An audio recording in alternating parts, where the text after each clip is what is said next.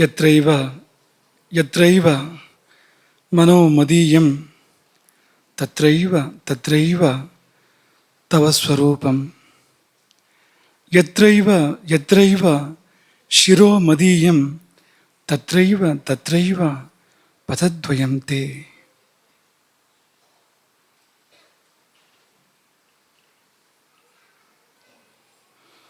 ಅನ್ನಪೂರ್ಣೆ ಸದಾ ಪೂರ್ಣೆ ಶಂಕರ ಪ್ರಾಣವಲ್ಲಭೆ ಜ್ಞಾನ ವೈರಾಗ್ಯ ಸಿದ್ಧ್ಯರ್ಥಂ ಭಿಕ್ಷಾಂ ದೇಹಿ ಚ ಪಾರ್ವತಿ.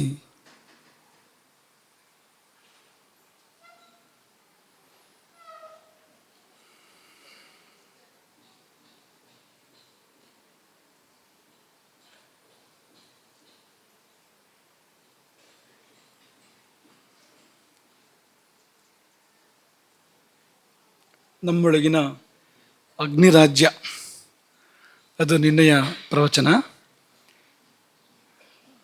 ನಮ್ಮ ಪ್ರೀತಿಯ ಮಕ್ಕಳು ಯಾವುದನ್ನು ಕೂಡ ಮರೆಯೋದಿಲ್ಲ, ಎಲ್ಲವನ್ನು ಚೆನ್ನಾಗಿ ನೆನಪಿಟ್ಕೊಂಡಿರ್ತಾರೆ.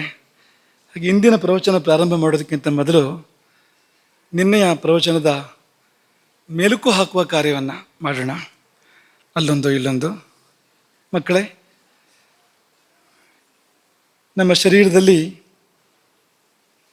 ಪಂಚಭೂತಗಳಲ್ಲಿ ಒಂದಾದ ವಾಯುವಿನ ನೆಲೆ ಯಾವುದು, ವಾಯುವಿನ ಕೇಂದ್ರ ಯಾವುದು ಹೇಳ್ತೀರಾ? ಹೇಳಿ, ಹಾಗೆ ಹೇಳಿ. ಎಲ್ಲಿದೆ ಅದು?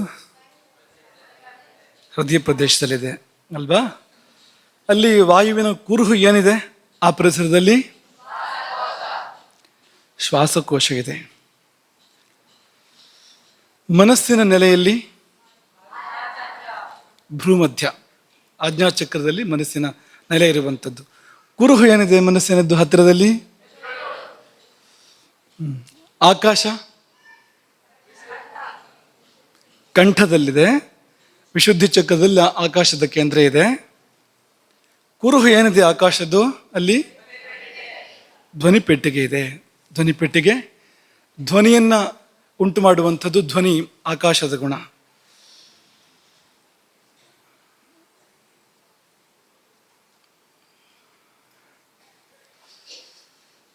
ಜಲದ ಕುರುಹು ಅದು ಎಲ್ಲಿದೆ? ಅದರ ಕುರುಹು ಯಾವುದು ಹೇಳ್ತೀರಾ?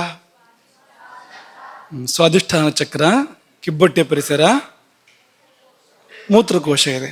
ಜಲದ ಕುರುಹಾಗಿ ಅಲ್ಲಿ ಮೂತ್ರಕೋಶ ಇದೆ. ಎಲ್ಲಿ ಲಲಿತಾ ತ್ರಿಪುರ ಸುಂದರಿ ರಾಜರಾಜೇಶ್ವರಿ ತನ್ನ ಪತಿಯೊಡನೆ ಏಕಾಂತದಲ್ಲಿ ವಿಹರಿಸ್ತಾಳೆ? ಸಹಸ್ರಾರ ಚಕ್ರದಲ್ಲಿ. ಅದೆಲ್ಲಿದೆ? ನಡುನೆತ್ತಿಯಲ್ಲಿ. ನೆತ್ತಿ ಅಂದರೆ ನಡು, ಅದರ ನಡು ಅಂತ ಬ್ರಹ್ಮರಂಧ್ರ ಅಂತ ನಾವು ಕರಿತೀವಲ್ಲ, ಅಲ್ಲಿ. ಅದ್ಯಾಕೆ ಏಕಾಂತ? ಎಲ್ಲ ಜ್ಞಾನಿಗಳು ಅಲ್ಲೇ ಹೋಗಿ ಸೇರಿದಾರಲ್ಲ, ಆದರೂ ಏಕಾಂತ ಯಾಕೆ? ಜೋರಾಗಿ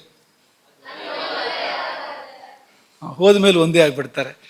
ಹೋಗೋವರೆಗೆ ಬೇರೆ ಇದ್ರೂ ಕೂಡ ಹೋದ ಮೇಲೆ ಒಂದೇ ಆಗ್ಬಿಡೋದ್ರಿಂದ ಏಕಾಂತವೇ ಉಳಿಯುತ್ತೆ ಯಾವಾಗಲೂ ಅಲ್ಲಿ ಎಂಬುದಾಗಿ. ಅಗ್ನಿಯ ಎರಡು ಸ್ವಭಾವವನ್ನು ಹೇಳಿದ್ದು ನಿನ್ನೆ. ಒಂದೆಲ್ಲಿ ಮತ್ತೊಂದೆಲ್ಲಿ? ಒಂದು ಹೃದಯ, ಇನ್ನೊಂದು ನಾಭಿ, ನಾಭಿ ಪರಿಸರ. ಹೃದಯದಲ್ಲಿ ಅಗ್ನಿ ತೋರುವ ಗುಣ ಯಾವುದು? ಬೆಳಗುವುದು. ಜೀವಜ್ಯೋತಿಯಾಗಿ, ಜ್ಞಾನಜ್ಯೋತಿಯಾಗಿ, ಆತ್ಮಜ್ಯೋತಿಯಾಗಿ ಅದು ಬೆಳಗತ್ತೆ ಅಗ್ನಿಯಲ್ಲಿ. ನಾಭಿಯಲ್ಲಿ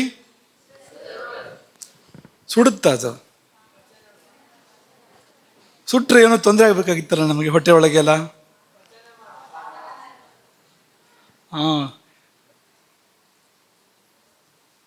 ಅದು ಸುಡೋದು ಹೋದಾದ ಕಾರಣವೇ ಶ್ಲೇಷ್ಮ ಧಾತು ಲೋಳಿಯ ದ್ರವವನ್ನು ಸ್ರವಿಸಿ, ಆ ಕರುಳಿನ ಗೋಡೆಗಳಲ್ಲಿ ಲೋಳಿಯ ದ್ರವವನ್ನು ಸ್ರವಿಸಿ ಸುಡದಂತೆ, ಕರುಳು ಸುಡದಂತೆ ರಕ್ಷಣೆ ಮಾಡ್ತಿದೆ. ಕಾರಣ ಏನಂದರೆ ಸುಡುವ ಸ್ವಭಾವ ಇದೆ ಅನ್ನುವುದೇ ಅದರ ಮೂಲ ಕಾರಣ.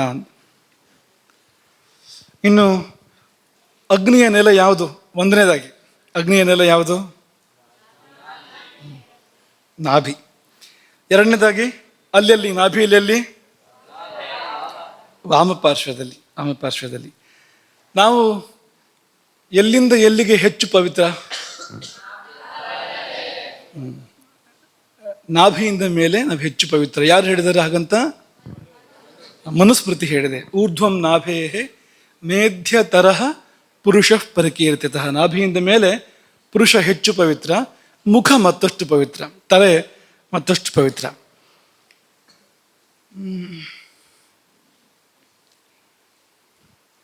ನಾಭಿಯ ಎಡಭಾಗದಲ್ಲಿ ಅಗ್ನಿ ಇದೆ. ಅಲ್ಲೆಲ್ಲಿ? ಕೊಂಚ ಮೇಲೆ. ಭಾವಪ್ರಕಾಶದ ಶ್ಲೋಕ ಹೇಳಿದ್ವಲ್ವಾ ನಿಮಗೆ? ವಾಮದಿಶಾಯಾಮನಲೋ ನಾಭೇರೂರ್ಧ್ವೇಸ್ತಿ ಜಂತು ನಾಭಿಗಿಂತ ಕೊಂಚ ಮೇಲಕ್ಕೆ ಎಡಭಾಗದಲ್ಲಿ ಅಗ್ನಿ ನೆಲೆಸಿದೆ. ಹಾಗಾಗಿ ಏನು ಮಾಡಬೇಕು ನಾವು? ಎಡಮಗ್ಗುಲಾಗಿ ಮಲಗಬೇಕು. ರಾತ್ರಿ ಮಲಗುವಾಗ ಎಡಮಗ್ಗುಲಾಗಿ ಮಲಗಬೇಕು. ತಸ್ಮಾತ್ತು ವಾಮಪಾರ್ಶ್ವೇ ಶಯೀತ ಭುಕ್ತ ಪ್ರಭಾಕಾರ್ಥಂ. ಯಾಕೆಂದರೆ ಅಗ್ನಿ ಸಾಯಂಕಾಲ ಕಡಿಮೆ ಇರ್ತದೆ. ಹಾಗಾಗಿ ಸ್ವಲ್ಪ ಕಡಿಮೆ ಊಟ ಮಾಡಬೇಕು ಸಾಯಂಕಾಲ, ಅಗ್ನಿ ಕಡಿಮೆ ಇರೋದ್ರಿಂದಾಗಿ. ಮಾತ್ರವಲ್ಲ, ನಾವು ಮಲಗುವ ಒಂದು ಅವಕಾಶ ಇರೋದ್ರಿಂದ ಸಾಯಂಕಾಲ ನಾವು ಎಡಮಗ್ಗಲಾಗಿ ಮಲಗಿದರೆ ಅಗ್ನಿ ಊರ್ಧ್ವಮುಖವಾಗಿ ಜ್ವಲಿಸೋದ್ರಿಂದ ತಿಂದಿದ್ದು ಜೀರ್ಣ ಆಗೋದಕ್ಕೆ ಇನ್ನು ಹೆಚ್ಚಿನ ಒಂದು ಅವಕಾಶ ಇದೆ. ಅಲ್ಲಿ ನಾಭಿಯಲ್ಲಿ ಎಡಭಾಗದಲ್ಲಿ ಮೇಲೆ ಅಂದರೆ ಅಲ್ಲಿ ಅಗ್ನಿ ಇರುವಂಥದ್ದು. ಜ್ವರ ಹೇಳಿ. ಪಕ್ವಾಶಯ ಮತ್ತು ಆಮಾಶಯಗಳ ಮಧ್ಯದಲ್ಲಿ ಅಗ್ನಿ ಇದೆ. ಆಮಾಶಯ ಜಠರ. ಅದನ್ನು ಗ್ರಹಣಿ ಅಗ್ನ್ಯಾಶಯ ಎಂಬುದಾಗಿ ಕೂಡ ಕರೆದಿದ್ದಾರೆ.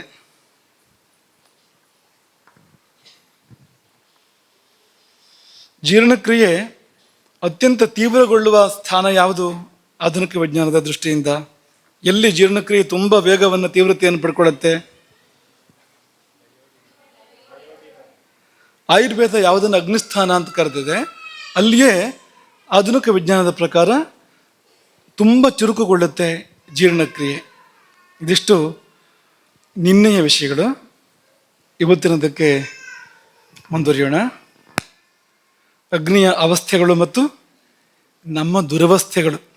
ಇಂದಿನ ವಿಷಯ ಅಗ್ನಿಗೆ ಬೇರೆ ಬೇರೆ ಅವಸ್ಥೆ ಬಂದಾಗ ನಮ್ಮ ಅವಸ್ಥೆ ಏನಾಗುತ್ತೆ ಅನ್ನೋದನ್ನು. ಅಗ್ನಿ ತೀಕ್ಷ್ಣವಾದರೆ ಏನು, ಮಂದವಾದರೆ ಏನು, ವಿಷಮವಾದರೆ ಏನು, ಅತ್ಯಗ್ನಿ ಅಂತ ಕರೆಸ್ಕೊಂಡ್ರೆ ಏನು ಅನ್ನೋದನ್ನು ವಿಚಾರ ಮಾಡೋಣ. ಮೊದಲು ಅದಕ್ಕಿಂತ ಮುಂಚಿತವಾಗಿ ಅಗ್ನಿಯ ಪ್ರಮಾಣದ ಬಗ್ಗೆ ಒಂದು ಮಾತು ಬೇಲ ಸಂಹಿತೆಯಲ್ಲಿದೆ, ಅದನ್ನು ಹೇಳಿ ಮುಂದುವರಿತೇವೆ. ಎಷ್ಟು ಪ್ರಮಾಣ ಅಗ್ನಿ ಇದ್ದು ಎಷ್ಟು ದೊಡ್ಡದಾಗಿರುತ್ತೆ ಅಗ್ನಿ ಅನ್ನೋದನ್ನು, ಅಗ್ನಿ ಚೈತನ್ಯ ಅದರ ದೈವಿಕ ಗಾತ್ರವನ್ನು ಹೇಳ್ತಾ ಇದ್ದಾರೆ ಅವರು. ಎಷ್ಟು ಅನ್ನೋದನ್ನು ಬೇಲ ಸಂಹಿತೆ ಹೇಳುತ್ತೆ. ಸ್ಥೂಲಕಾಯೇಷು ಸತ್ವೇಷು ಯಾವಮಾತ್ರ ಪ್ರಮಾಣತಃ. ಈ ಯಾವ ಪ್ರಾಣಿ, ಯಾವ ಜೀವಜಂತು ತುಂಬ ದೊಡ್ಡ ಆಕಾರದಿದೆಯೋ ಅದರಲ್ಲಿ ಯವ ಅಂದರೆ ಬಾರ್ಲಿ, ಆ ಬಾರ್ಲಿ ಕಾಳು ಅಂತ ನಾವು ಕರಿಬೋದು. ಅದರ ಗಾತ್ರದಷ್ಟು ಅಗ್ನಿ ಇರುತ್ತೆ. ಅದು ಇನ್ನೊಂಚೂರು ಉದ್ದ ಇರ್ತಿತ್ತು ಹಿಂದಿನ ಕಾಲದಲ್ಲಿ. ಹಳೆ ಗ್ರಂಥಗಳ ವರ್ಣನೆ ಗಮನಿಸಿದ್ರೆ ಸಪೂರ ಉದ್ದ ಅನ್ನೋದನ್ನು ಅದು ಹೇಳ್ತಾ ಇದೆ. ಇವತ್ತು ಸ್ವಲ್ಪ ಆ ಥರ ಕಾಣ್ತಾ ಇಲ್ಲ ನಾವು ಬಾರ್ಲಿಯನ್ನು. ಆ ಬಾರ್ಲಿಯ ಕಾಳಿನಷ್ಟು ಗಾತ್ರದಲ್ಲಿ ಯವಧಾನ್ಯ, ಯವೋಸಿ ಧಾನ್ಯ ರಾಜೋಸಿ, ಅದರ ಗಾತ್ರದಲ್ಲಿ ಅಗ್ನಿ ಇರುತ್ತೆ. ಯಾವ ಪ್ರಾಣಿಗಳಲ್ಲಿ ಅಂದರೆ ಸ್ಥೂಲಕಾಯೇಶು, ತುಂಬ ದೊಡ್ಡ ಗಾತ್ರದ ಪ್ರಾಣಿಗಳಲ್ಲಿ ಅಥವಾ ಜೀವಜಂತುಗಳಲ್ಲಿ. ಹ್ರಸ್ವಕಾಯೇಶು, ಚಿಕ್ಕ ಗಾತ್ರದ ಪ್ರಾಣಿಗಳಲ್ಲಿ ಅಂದರೆ ತ್ರುಟಿ ಮಾತ್ರ ಪ್ರಮಾಣತಃ ಇಷ್ಟೇ ಇರುತ್ತೆ ಅಗ್ನಿ. ಇಷ್ಟು ಕೆಲಸ ಮಾಡುತ್ತೆ, ಆದರೆ ಇಡೀ ಜೀವನವನ್ನೇ ನಡೆಸುತ್ತೆ. ಇರೋದೆಷ್ಟು ಅಂದರೆ ಇಷ್ಟೇ, ಒಂದು ತ್ರುಟಿ. ಮೂರ್ತಿ ಚಿಕ್ಕದಾದರೂ ದೊಡ್ಡದು ಕೀರ್ತಿ. ಇನ್ನು ಕ್ರಿಮಿಕೀಟ ಪತಂಗೇಶು ವಾಯುಮಾತೃವ ತಿಷ್ಠತಿ. ಕ್ರಿಮಿಕೀಟ ಪತಂಗ ತುಂಬ ಚಿಕ್ಕದಿರುತ್ತಲ್ಲ, ಬಾರ್ಲಿ ಕಾಳಿನಷ್ಟೇ ಗಾತ್ರದ ಕ್ರಿಮಿಕೀಟ ಪತಂಗಗಳು ದೊಡ್ಡ ಸಣ್ಣ ಅದರಲ್ಲೇ ಇರ್ತಾವಲ್ಲ, ಅವುಗಳಿಗೆ ಎಷ್ಟು ಪ್ರಮಾಣ ಅಂದರೆ ಗಾಳಿ ಎಷ್ಟು ಪ್ರಮಾಣ ಅಂತ. ಅಂದರೆ ಗಾಳಿಗೆ ಏನು ಪ್ರಮಾಣ ಹೇಳೋಕ್ಕಾಗತ್ತಾ? ಹಿಡ್ಕೊಳಕ್ಕಾಗತ್ತಾ ಗಾಳಿ? ನೀನು ತುಂಬ ಚಿಕ್ಕದಾಗಿದೆ ಅಂತ ನಮ್ಗೆ ಹೇಳೋಕ್ಕಾಗದೇ ಇರೋಷ್ಟು ಚಿಕ್ಕದಾಗಿದೆ ಅಂತ ಅನ್ನೋದಕ್ಕೆ ಗಾಳಿ ಎಷ್ಟು ಅನ್ನೋ ಮಾತನ್ನು ಹೇಳಿದ್ದಾರೆ. ಇದು ಅಗ್ನಿಯ ಪ್ರಮಾಣ, ಆದರೆ ಕಾರ್ಯ ಮಾತ್ರ ಅತ್ಯದ್ಭುತವಾಗಿರುವಂಥದ್ದು ಅಗ್ನಿ ಮಾಡುವಂಥದ್ದು. ಇದನ್ನೆಲ್ಲ ಗುರುತಿಸಿದ್ದಾರೆ ನಮ್ಮ ಪೂರ್ವಜರು ಅದು ಯಾವ ಕಣ್ಣಿಂದ ನೋಡಿದರೋ, ಹೇಗೆ ಇದನ್ನೆಲ್ಲ ನಿರೂಪಣೆ ಮಾಡಿದರೋ ಅದು ಧನ್ವಂತರಿಯೇ ಬಲ್ಲ. ಆದರೆ ಇದೆಲ್ಲವನ್ನು ಕೂಡ ಅವರು ಮಾಡಿದ್ದಾರೆ. ನಮಗೆ ಓದೋ ಕೆಲಸವನ್ನು ನೆಟ್ಟಿದ್ದಾರೆ, ಮತ್ತು ಸಾಧನೆ ಮಾಡೋ ಕೆಲಸವನ್ನು ಇಟ್ಟಿದ್ದಾರೆ. ಮತ್ತೆ ನಾವು ಅದನ್ನು ಕಂಡುಕೊಳ್ಬೇಕು ಸಾಧನೆ ಮಾಡಿ. ಅಷ್ಟನ್ನು ಮಾತ್ರ ನಮಗವರು ಉಳಿಸಿದ್ದಾರೆ. ಈಗ ಅಗ್ನಿ 4 ವಿಧ ಅರ್ಥ ಮಾಡ್ಕೊಳ್ಳೋಕ್ಕಿಂತ ಮುಂಚೆ ಬೇರೆ ಬೇರೆ ಉದಾಹರಣೆಗಳನ್ನು ಸುಮ್ಮನೆ ಗಮನಿಸೋಣ, ಸುಲಭ ಆಗತ್ತೆ. ಪ್ರತಿದಿನ ನಿಮಗೆ ಶ್ಲೋಕ ಹೇಳೋದು, ಅರ್ಥ ಹೇಳೋದು, ಅದು ಇದು ಮಾಡ್ತಾ ಇದ್ದೀವಿ. ಒಂಚೂರು ಸ್ವಲ್ಪ ಆರಾಮವಾದ ದಾರಲ್ಲಿ ಇವತ್ತು ಹೋಗೋದಾದರೆ, ಈಗ ಅಡುಗೆ ಮಾಡೋರಲ್ಲಿ 4 ವಿಧ ಇರುತ್ತೆ ಅಂತ. ಕೆಲವರು ಉಪ್ಪು ಜಾಸ್ತಿ ಹಾಕ್ತಾರೆ, ಚಿಟಿಕೆ ಹಾಕೊಳ್ಳಿ ಮುಷ್ಟಿ ಹಾಕ್ಬಿಡ್ತಾರೆ ಅಂತ ಅಂದ್ಕೊಳ್ಳಿ. ಅಷ್ಟೆಲ್ಲ ಹಾಕೋದಿಲ್ಲ, ಆದರೂ ಹಾಕಿದರೆ ಏನು ಅಂತ ಯೋಚನೆ ಮಾಡ್ಕೊಳ್ಳಿ. ಈಗ ಅಡುಗೆ ನಿಮ್ಮ ಮುಂದೆ ಬಂದಿದೆ, ಅಲ್ಲಿ 4 ವಿಧದಲ್ಲಿ ಮೊದಲನೇ ವಿಧ ಚಿಟಿಕೆ ಬೀಳೋ ಅಲ್ಲಿ ಮುಷ್ಟಿ ಬಿದ್ದಿದೆ ಉಪ್ಪು. ಅದು ಹೇಗಿರುತ್ತೆ? ಏನು ಸವಿ ಅಲ್ವಾ? ಇನ್ನೊಂದು ವಿಧ ಉಪ್ಪ ಇಲ್ಲ, ಚೂರು ಹೋದೋ ಅಲ್ಲೋ ಅನ್ನೋ ಹಾಳಾಗಿದ್ದು, ಸ್ವಲ್ಪ ಉಪ್ಪಿದೆ, ಅದೆಷ್ಟು ರುಚಿಯಾಗಿರುತ್ತೆ. ಮೂರನೇದು ಅಡುಗೆಯವರ ಬಗ್ಗೆ. ಇದು ಒಂದೊಂದು ಸಾರಿ ಒಂದೊಂದು ರೀತಿ, ಇವತ್ತು ಜಾಸ್ತಿ ಹಾಕ್ತಾರೆ, ನಾಳೆ ಕಡಿಮೆ ಹಾಕ್ತಾರೆ. ತುಂಬ ಪ್ರೀತಿಯ ನಿಮಗೆ ಇಂಥ ಅಡುಗೆಯವರು? ಅಥವಾ ಈಗ ಆ ಪದಾರ್ಥದಲ್ಲೇನೆ ಸರಿಯಾಗಿ ಕಲಿಸ್ತಾ ಇದ್ದಿದ್ರಿಂದಾಗಿ ಎಲ್ಲೋ ಒಂದು ಕಡೆ ಉಪ್ಪು ಜಾಸ್ತಿ, ಮತ್ತೆಲ್ಲ ಒಂದು ಕಡೆ ಉಪ್ಪು ಕಡಿಮೆ ಅಂತಾಗತ್ತೆ. ಆಗ ಕೊನೆಯದು ರುಚಿಗೆ ತಕ್ಕಷ್ಟು. ಯಾವುದು ನೀವು ಇದ್ರಲ್ಲಿ ಆಯ್ಕೆ ಮಾಡ್ತೀರಿ? ಯಾವ್ದಾಗ್ಬೋದು ನಿಮಗೆ? ರುಚಿಗೆ ತಕ್ಕಷ್ಟು ಆಗ್ಬೋದಲ್ವಾ?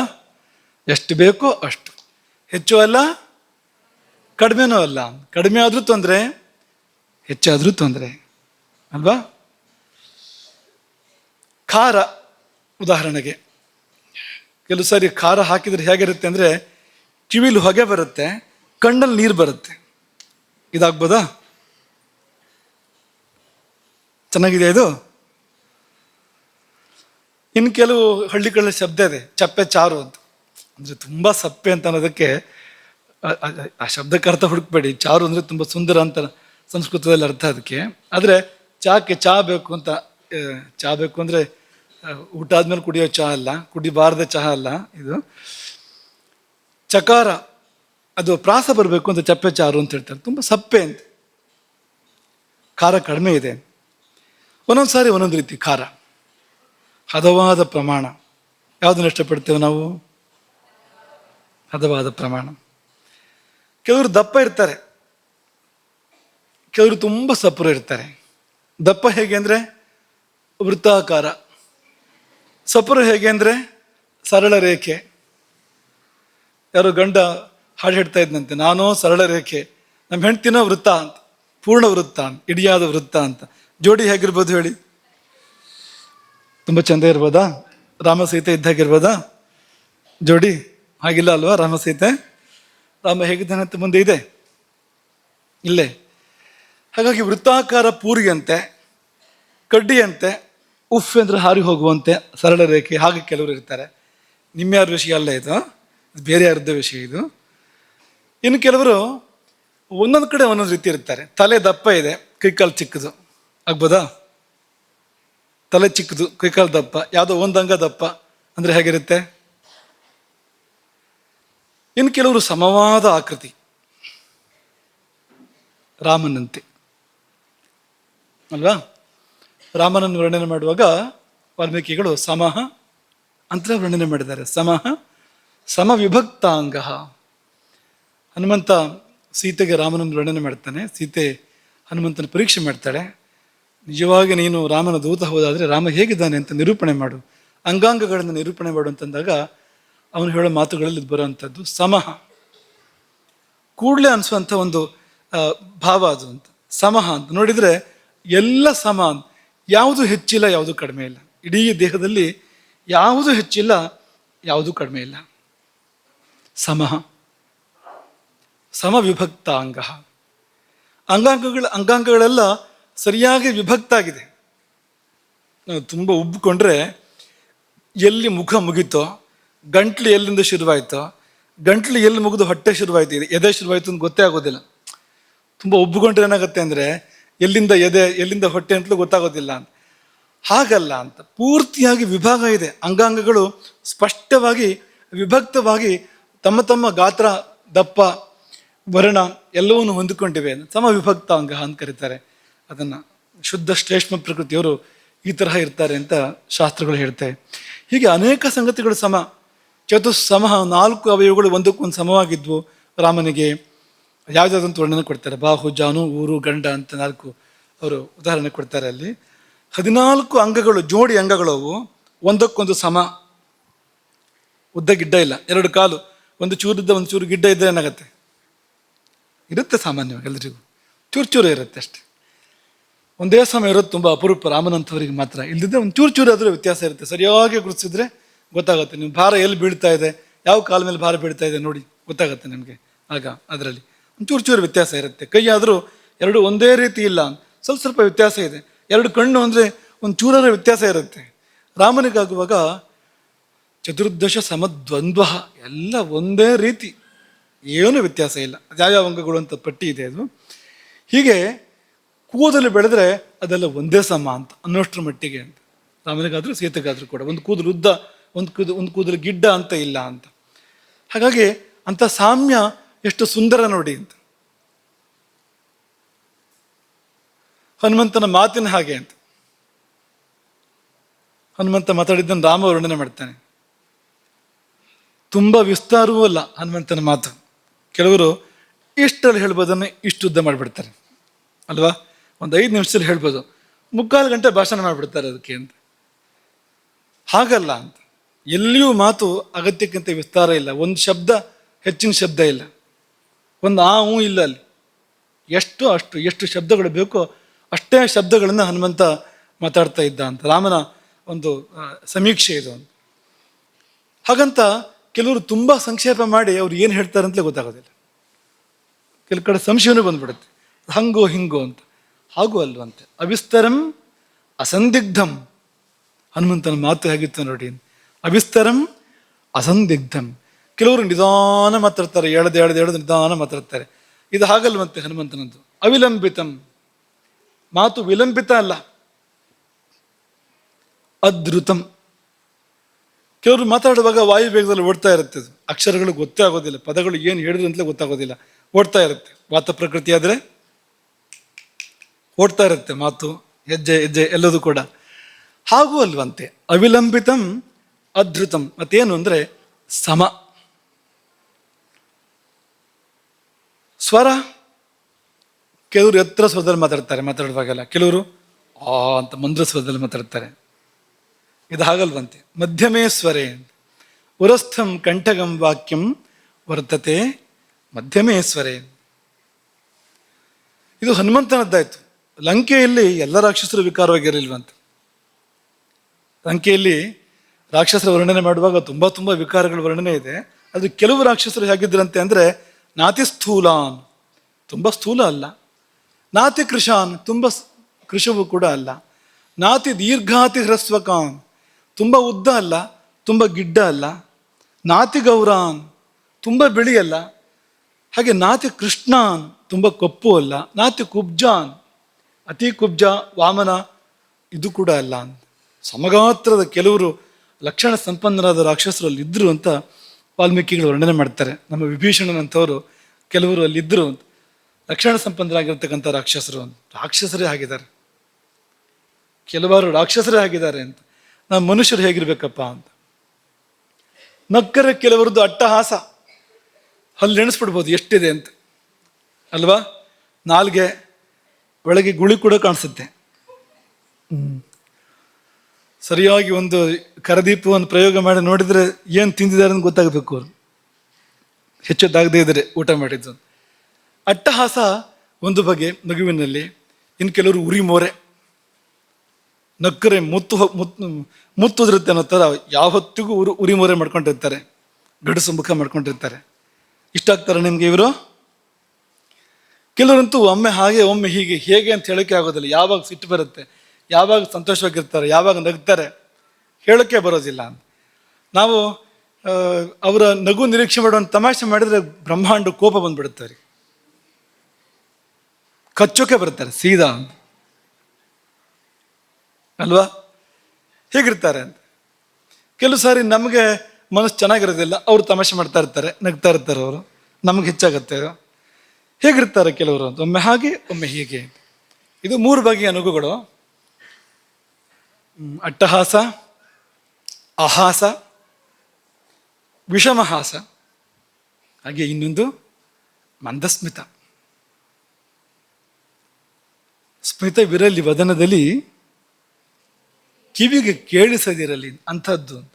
ಹಲ್ಲು ಕಾಣಬಾರ್ದು, ಕಿವಿಗೆ ಕೇಳಬಾರ್ದು ನಕ್ಕಿದ್ದು ಅಂತ.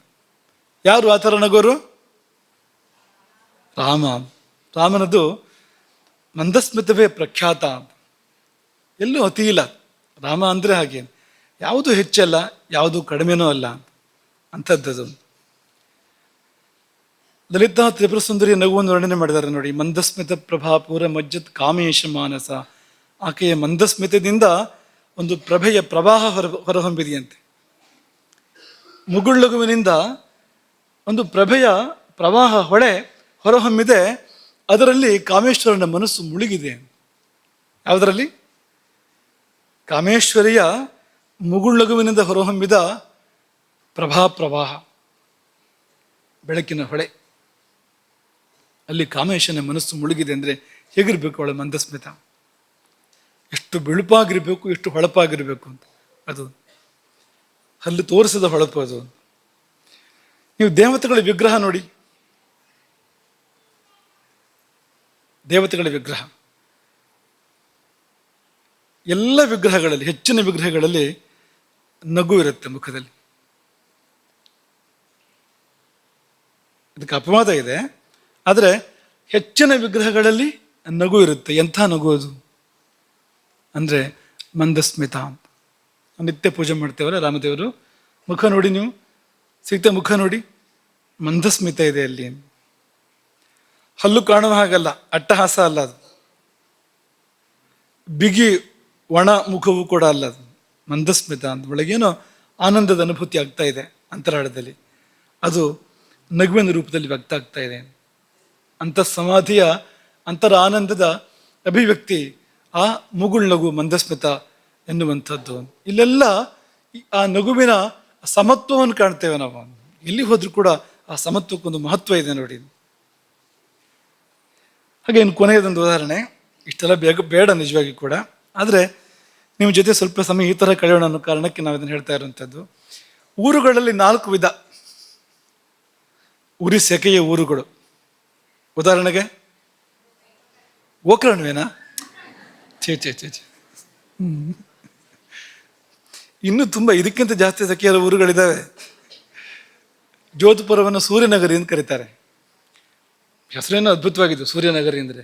ವಿಷಯ ಏನಪ್ಪ ಅಂದರೆ ವಿಪರೀತ ಸೆಕೆ ಅಂತ. 50 ಡಿಗ್ರಿವರೆಗೂ ಹೋಗುತ್ತೆ ಅಲ್ಲಿ, 50-52ವರೆಗೂ ಹೋಗುತ್ತೆ ಅನ್ನೋ ಕಾರಣಕ್ಕೆ ಅದನ್ನು ಸೂರ್ಯನಗರಿ ಅಂತ ಕರೀತಾರೆ. ನೀವು ಅಲ್ಲೇ ಒಂದು ಸ್ವಲ್ಪ ದಿವಸ ಎದ್ಕೊಂಡು ಬಂದರೆ ಗೋಕರ್ಣ ತಂಪು ಆಮೇಲೆ ಅಂತ. ಅದ್ರ ನಂತರ ಆಯಿತು. ಉರಿ ಸೆಕೆಯ ಊರುಗಳು, ಕಡು ಚಳಿಯ ಊರುಗಳು. ಯಾವುದು? ನಮ್ಮೂರು ಅಂತ ಹೇಳ್ಬೇಡಿ, ಕಡು ಚಳಿಯ ಊರುಗಳು. ಕೆಲವು ಊರು ಹೇಗಿರುತ್ತೆ ಅಂದರೆ ಸೆಕೆ ಹೆಚ್ಚಾಗಿಯೂ ಜನ ಸಾಯ್ತಾರೆ, ಚಳಿ ಹೆಚ್ಚಾಗಿಯೂ ಸಾಯ್ತಾರೆ. ಪ್ರತಿ ವರ್ಷ ಚಳಿಗೆ ಇಷ್ಟು ಬಲಿ, ಸೆಕೆಗೆ ಇಷ್ಟು ಬಲಿ, ಮಳೆ ಬಂದರೆ ಪ್ರವಾಹಕ್ಕೆ ಇಷ್ಟು ಬಲಿ ಅಂಥ ಊರುಗಳು ಇರ್ತವೆ. ನಮ್ಮ ದೇಶದಲ್ಲಿದ್ದಾವೆ ಅಂಥ ಊರುಗಳು. ಆದರೆ ಕೆಲವು ಊರುಗಳು ಸಮಶೀತೋಷ್ಣ, ಚಳಿಯೂ ತುಂಬ ಹೆಚ್ಚಿಲ್ಲ, ಮಿತಿಮೀರಿ ಇಲ್ಲ, ಸೆಕೆ ಕೂಡ ಮಿತಿಮೀರಿ ಸೆಕೆ ಇಲ್ಲ. ಎಷ್ಟು ಬೇಕು ಅಷ್ಟು, ರುಚಿಗೆ ತಕ್ಕಷ್ಟು ಅಂತ ಹೇಳಿದ್ರಲ್ಲ ಆ ತರಹ. ಯಾಕೆ ಇಷ್ಟೆಲ್ಲ ಹೇಳೋದು ಅಂದರೆ, ಎಲ್ಲಿಂದ ಎಲ್ಲಿಗೆ ಹೋದರೂ ಸಮತ್ವಕ್ಕೆ ಪ್ರಾಧಾನ್ಯ ಇದೆ. ಯಾವುದೇ ಪ್ರಮಾಣತಃ ಹೆಚ್ಚಾದರೂ ಕೂಡ ನಮಗೆ ತೊಂದರೆ ಮಾಡುತ್ತೆ, ಒಳ್ಳೇದು ಮಾಡೋದಿಲ್ಲ. ಹಣದ ಸಹಿತವಾಗಿ ಹೇಳ್ತಾ ಇರೋವಂಥದ್ದು. ಹಣ ಕೂಡ ಅದು ಜಾಸ್ತಿ ಆಯಿತು ಅಂದರೆ ತೊಂದರೆ ಮಾಡುತ್ತೆ. ಅದು ಕಡಿಮೆ ಆದರೂ ತೊಂದರೆಗಳಿದೆ. ನಾವು ಯಾವಾಗಲೂ ನೆನಪು ಮಾಡ್ಕೊಳ್ತಾ ಇರ್ತೀವಿ. ಹಣ ಕಡಿಮೆ ಆದರೆ ಹಾಹಾಕಾರ, ಹಸಿವು, ಹೆಚ್ಚಾದರೆ ಅಹಂಕಾರ ಅಲ್ವಾ? ಎರಡೂ ತೊಂದರೆ. ಹಾಹಾಕಾರವೂ ಬರಬಾರ್ದು ಜೀವನದಲ್ಲಿ, ಅಹಂಕಾರವೂ ಕೂಡ ಬರಬಾರ್ದು. ಯಾವುದು ಹೆಚ್ಚು ಆಪತ್ತು ಅಂತ ಹೇಳೋದೇ ಕಷ್ಟ ಅಂತ. ಎರಡು ಕೂಡ ಆಪತ್ತೆ ಅಂತ. ಹೊಟ್ಟೆಗೆಲ್ಲದೆ ಸಾಯುವಂತೆ ಆಗಬಾರ್ದು, ಹೊಟ್ಟೆಗೆ ಹೆಚ್ಚಾಗಿ ತೊಂದರೆ ಆಗಬಾರ್ದು, ಅಜೀರ್ಣ ಆಗಿ ಅನಾಹುತ ಆಗಬಾರದು ನೋಡಿ. ಹಾಗಾಗಿ ಎಲ್ಲವೂ ಕೂಡ ಜೀವನದಲ್ಲಿ ಸಮವಾಗಿರಬೇಕು. ಅದರಿಂದಲೇ ಗೀತೆಯಲ್ಲಿ ಕೃಷ್ಣ ಸಮತ್ವಂ ಯೋಗ ಉಚ್ಯತೆ. ಯೋಗ ಅನ್ನೋದಕ್ಕೆ ನೀವು ಸಾವಿರಾರು ಗ್ರಂಥಗಳನ್ನು ತಿರುವು ಹಾಕೋದು ಬೇಡ, ಕೋಟ್ಯಂತರ ಶಬ್ದಗಳು ಬೇಡ ಅದನ್ನ ಅರ್ಥ ಮಾಡ್ಕೊಳ್ಳೋದಕ್ಕೆ. ಯೋಗ ಅಂದ್ರೆ ಏನು ಅಂದರೆ ಇಡೀ ಜೀವನ ನೀವು ಕಷ್ಟಪಡೋದು ಬೇಡ, ಸಾಮಾನ್ಯತಃ ಅರ್ಥ ಮಾಡ್ಕೋಬೋದು ಯೋಗ ಅಂದ್ರೆ ಏನು ಅಂತ. ಸಾಮ್ಯ, ಸಾಮ್ಯವೇ ಯೋಗ. ಆಯುರ್ವೇದ ಏನು ಹೇಳಿದೆ ಈ ಕುರಿತು? ಆಯುರ್ವೇದದ ಉದ್ದೇಶ ಏನು? ಧಾತು ಸಾಮ್ಯ ಅಲ್ವಾ? ಅಲ್ಲೂ ಇದೆ ನೋಡಿ ಸಾಮ್ಯ ಶಬ್ದ, ಸಮತ್ವ. ಈ ಧಾತುಗಳು ಸಾಮ್ಯವನ್ನು ಹೊಂದಬೇಕು ಅಂತ ಆಯುರ್ವೇದ ಹೇಳಿದರೆ, ಯೋಗ ತ್ರಿಗುಣಗಳು ಸಾಮ್ಯವನ್ನು ಹೊಂದಬೇಕು ಅಂತ ಹೇಳುತ್ತೆ. ಸತ್ವರಜಸ್ತಮ ಗುಣಗಳು ಸಾಮ್ಯವನ್ನು ಹೊಂದಬೇಕು. ಎರಡು ಒಂದೇ ಅದು. ಇದೊಂದು ಭಾಷೆ ಅದೊಂದು ಭಾಷೆ, ಇದೊಂದು ಪಂಥ ಅದೊಂದು ಪಂಥ. ಪಂಥ ಅಂದರೆ ದಾರಿ, ಇದೊಂದು ದಾರಿ ಅದೊಂದು ದಾರಿ, ಹೋಗಿ ಸೇರುವ ಗುರಿ ಒಂದೇ. ಅದೇ ಸ್ಥಾನಕ್ಕೆ ಹೋಗಿ ಎರಡೂ ಶಾಸ್ತ್ರಗಳು ಕೂಡ ಸೇರ್ತಾ ಇದ್ದಾವೆ. ಯಾವ ಸ್ಥಾನ ಅಂದರೆ ಸಾಮ್ಯ, ಸಾಮ್ಯದ ಸ್ಥಾನ ಅಂತ. ಹಾಗಾಗಿ ಎಲ್ಲವೂ ಹದಕ್ಕೆ ಬರಬೇಕು, ಎಲ್ಲವೂ ತನ್ನ ಮಿತಿಗೆ ಒಳಪಡಬೇಕು. ಮಿತಿ ಅಂದರೆ ಕಡಿಮೆ ಅಂತ ಅರ್ಥ ಅಲ್ಲ, ಮಿತಿ ಅಂದರೆ ಅಳತೆ ಅಂತ ಅರ್ಥ. ಕಡಿಮೆನೂ ಅಲ್ಲ ಹೆಚ್ಚು ಅಲ್ಲ, ಎಷ್ಟಿರಬೇಕು ಅಷ್ಟು, ಹೇಗಿರ್ಬೇಕು ಹಾಗೆ. ಇದೇ ಮಿತಿ ಎನ್ನುವಂಥದ್ದು. ಈಗ ಮನೆಯಲ್ಲಿ ಬೆಂಕಿ, ಉದಾಹರಣೆಗೆ ನೀವು ಅಗ್ನಿ ಬಗ್ಗೆ ನಾವು ಮಾತಾಡ್ತಾ ಇದ್ದೇವಲ್ಲ, ಎಲ್ಲಿರಬೇಕು ಅಲ್ಲಿರಬೇಕು. ಹಳೆ ಕಾಲದ ಕಥೆ ಆದರೆ ಅದು ಬಚ್ಚಲು ಒಲೆಯಲ್ಲಿರಬೇಕು, ಅಡುಗೆ ಮನೆ ಒಲೆಯಲ್ಲಿರಬೇಕು ಅಲ್ವಾ? ಎಲ್ಲೆಲ್ಲೂ ಬೆಂಕಿ ಅಂತಂದ್ರೆ ಭಾಗ್ಯವಾದು. ಒಲೆಯಲ್ಲಿ ಎಷ್ಟು ಉರಿಬೇಕು ಅಷ್ಟು ಉರಿಬೇಕು. ಅಟ್ಟಕ್ಕೆ ತಾಗಿ ಉರಿದ್ರೆ ಒಳ್ಳೇದದು, ಆರಿ ಹೋದ್ರೆ ಅದು ಒಳ್ಳೇದಲ್ಲ ನೋಡಿ. ನೀವು ಮಕ್ಕಳು ನಿತ್ಯ ಸ್ನಾನ ಮಾಡ್ತೀರಿ, ನೀರು ಜಾಸ್ತಿ ಬಿಸಿ ಆದರೆ ಹೇಗಾಗತ್ತೆ? ತಣ್ಣೀರಾದರೆ ಹೇಗಾಗತ್ತೆ? ಒಂದು ದಿವಸ ಬಿಸಿನೀರು ಒಂದು ದಿವಸ ತಣ್ಣೀರು, ಇದು ಹೇಗಾಗತ್ತೆ? ಅಥವಾ ಒಂದು ಅರ್ಧ ಬಿಸಿನೀರು ಸ್ನಾನ ಮಾಡೋ ಹೊತ್ತಿಗೆ ಖರ್ಚಾಗೋಯ್ತು, ಆಮೇಲೆ ತಣ್ಣೀರು ಸ್ನಾನ ಅಂದರೆ ಹೇಗಾಗತ್ತೆ ಅಲ್ವಾ? ಇಷ್ಟೇ ವಿಷಯ ಅಂತ, ಬೇರೆ ಏನೂ ಇಲ್ಲ, ಇಷ್ಟೇ ವಿಷಯ. ನೀವು ಅಡುಗೆ ಮಾಡುವಾಗ ಪದಾರ್ಥವನ್ನು ಬೇಯಿಸುವಾಗ ಅದು ಬೆಂಕಿ ಜಾಸ್ತಿ ಆದರೆ ಏನಾಗುತ್ತೆ? ಅದು ಸೀದು ಹೋಗುತ್ತೆ, ಸುಟ್ಟು ಹೋಗುತ್ತೆ ಅದು ಅಲ್ವಾ? ಬೆಂಕಿನ ಇಲ್ಲದೆ ಇದ್ದರೆ ಸರಿಯಾಗಿ ಬೇಯೋದೇ ಇಲ್ಲ, ತಿನ್ನಲು ರುಚಿ ಅಲ್ಲ ಅದು. ಇನ್ನು ಬೆಂಕಿ ಒಂದ್ಸರಿ ಜೋರು ಉರಿಯುತ್ತೆ, ಒಂದ್ಸಾರಿ ಮೆಲ್ಲ ಉರಿಯುತ್ತೆ. ಈ ಥರ ಆಗೋದಾದ್ರೆ ಆಗಲೂ ಪದಾರ್ಥ ರುಚಿ ಆಗೋದಿಲ್ಲ, ಬೇಕಾದ ಹದ ಬರೋದಿಲ್ಲ ಅಂತ. ಕೊನೆಯದಾಗಿ ಸಮಪ್ರಮಾಣದಲ್ಲಿ ಹದವಾಗಿ ಬೆಂದರೆ, ಅಗ್ನಿ ತುಂಬ ಸಮಪ್ರಮಾಣದಲ್ಲಿ ಉರಿದ್ರೆ ಆ ಆಹಾರ ತುಂಬ ರುಚಿಕರವಾಗಿರೋಕ್ಕೆ ಸಾಧ್ಯ ಇದೆ ನೋಡಿ ಅಂತ. ಹಾಗಾಗಿ ಹೀಗೆ ನಮ್ಮಲ್ಲಿ ಕೂಡ ಅಗ್ನಿಯಲ್ಲಿ 4 ಬಗೆ ಇದೆ. ನಮ್ಮೊಳಗೆ ಅಗ್ನಿ ಕೆಲವು ಬಾರಿ ಮಂದವಾಗತ್ತೆ, ಅಥವಾ ಕೆಲವರಿಗೆ ಕೆಲವು ಬಾರಿ ಕೆಲವು ಸಮಯದಲ್ಲಿ ಇದು ಅವಲಂಬಿತ. ಅದು ಎಲ್ಲರಿಗೂ ಎಲ್ಲವೂ ಆಗಬೇಕು ಅಂತಿಲ್ಲ, ಆಗ್ಬೋದು, ಇಂಥದ್ದೆಲ್ಲ ಬರ್ಬೋದು ಅಂತ. ಕೆಲವರಿಗೆ ಅಥವಾ ಕೆಲವು ಸಮಯದಲ್ಲಿ ಅಗ್ನಿ ಮಂದವಾಗ್ಬೋದು, ಅಗ್ನಿ ತೀಕ್ಷ್ಣವಾಗ್ಬೋದು.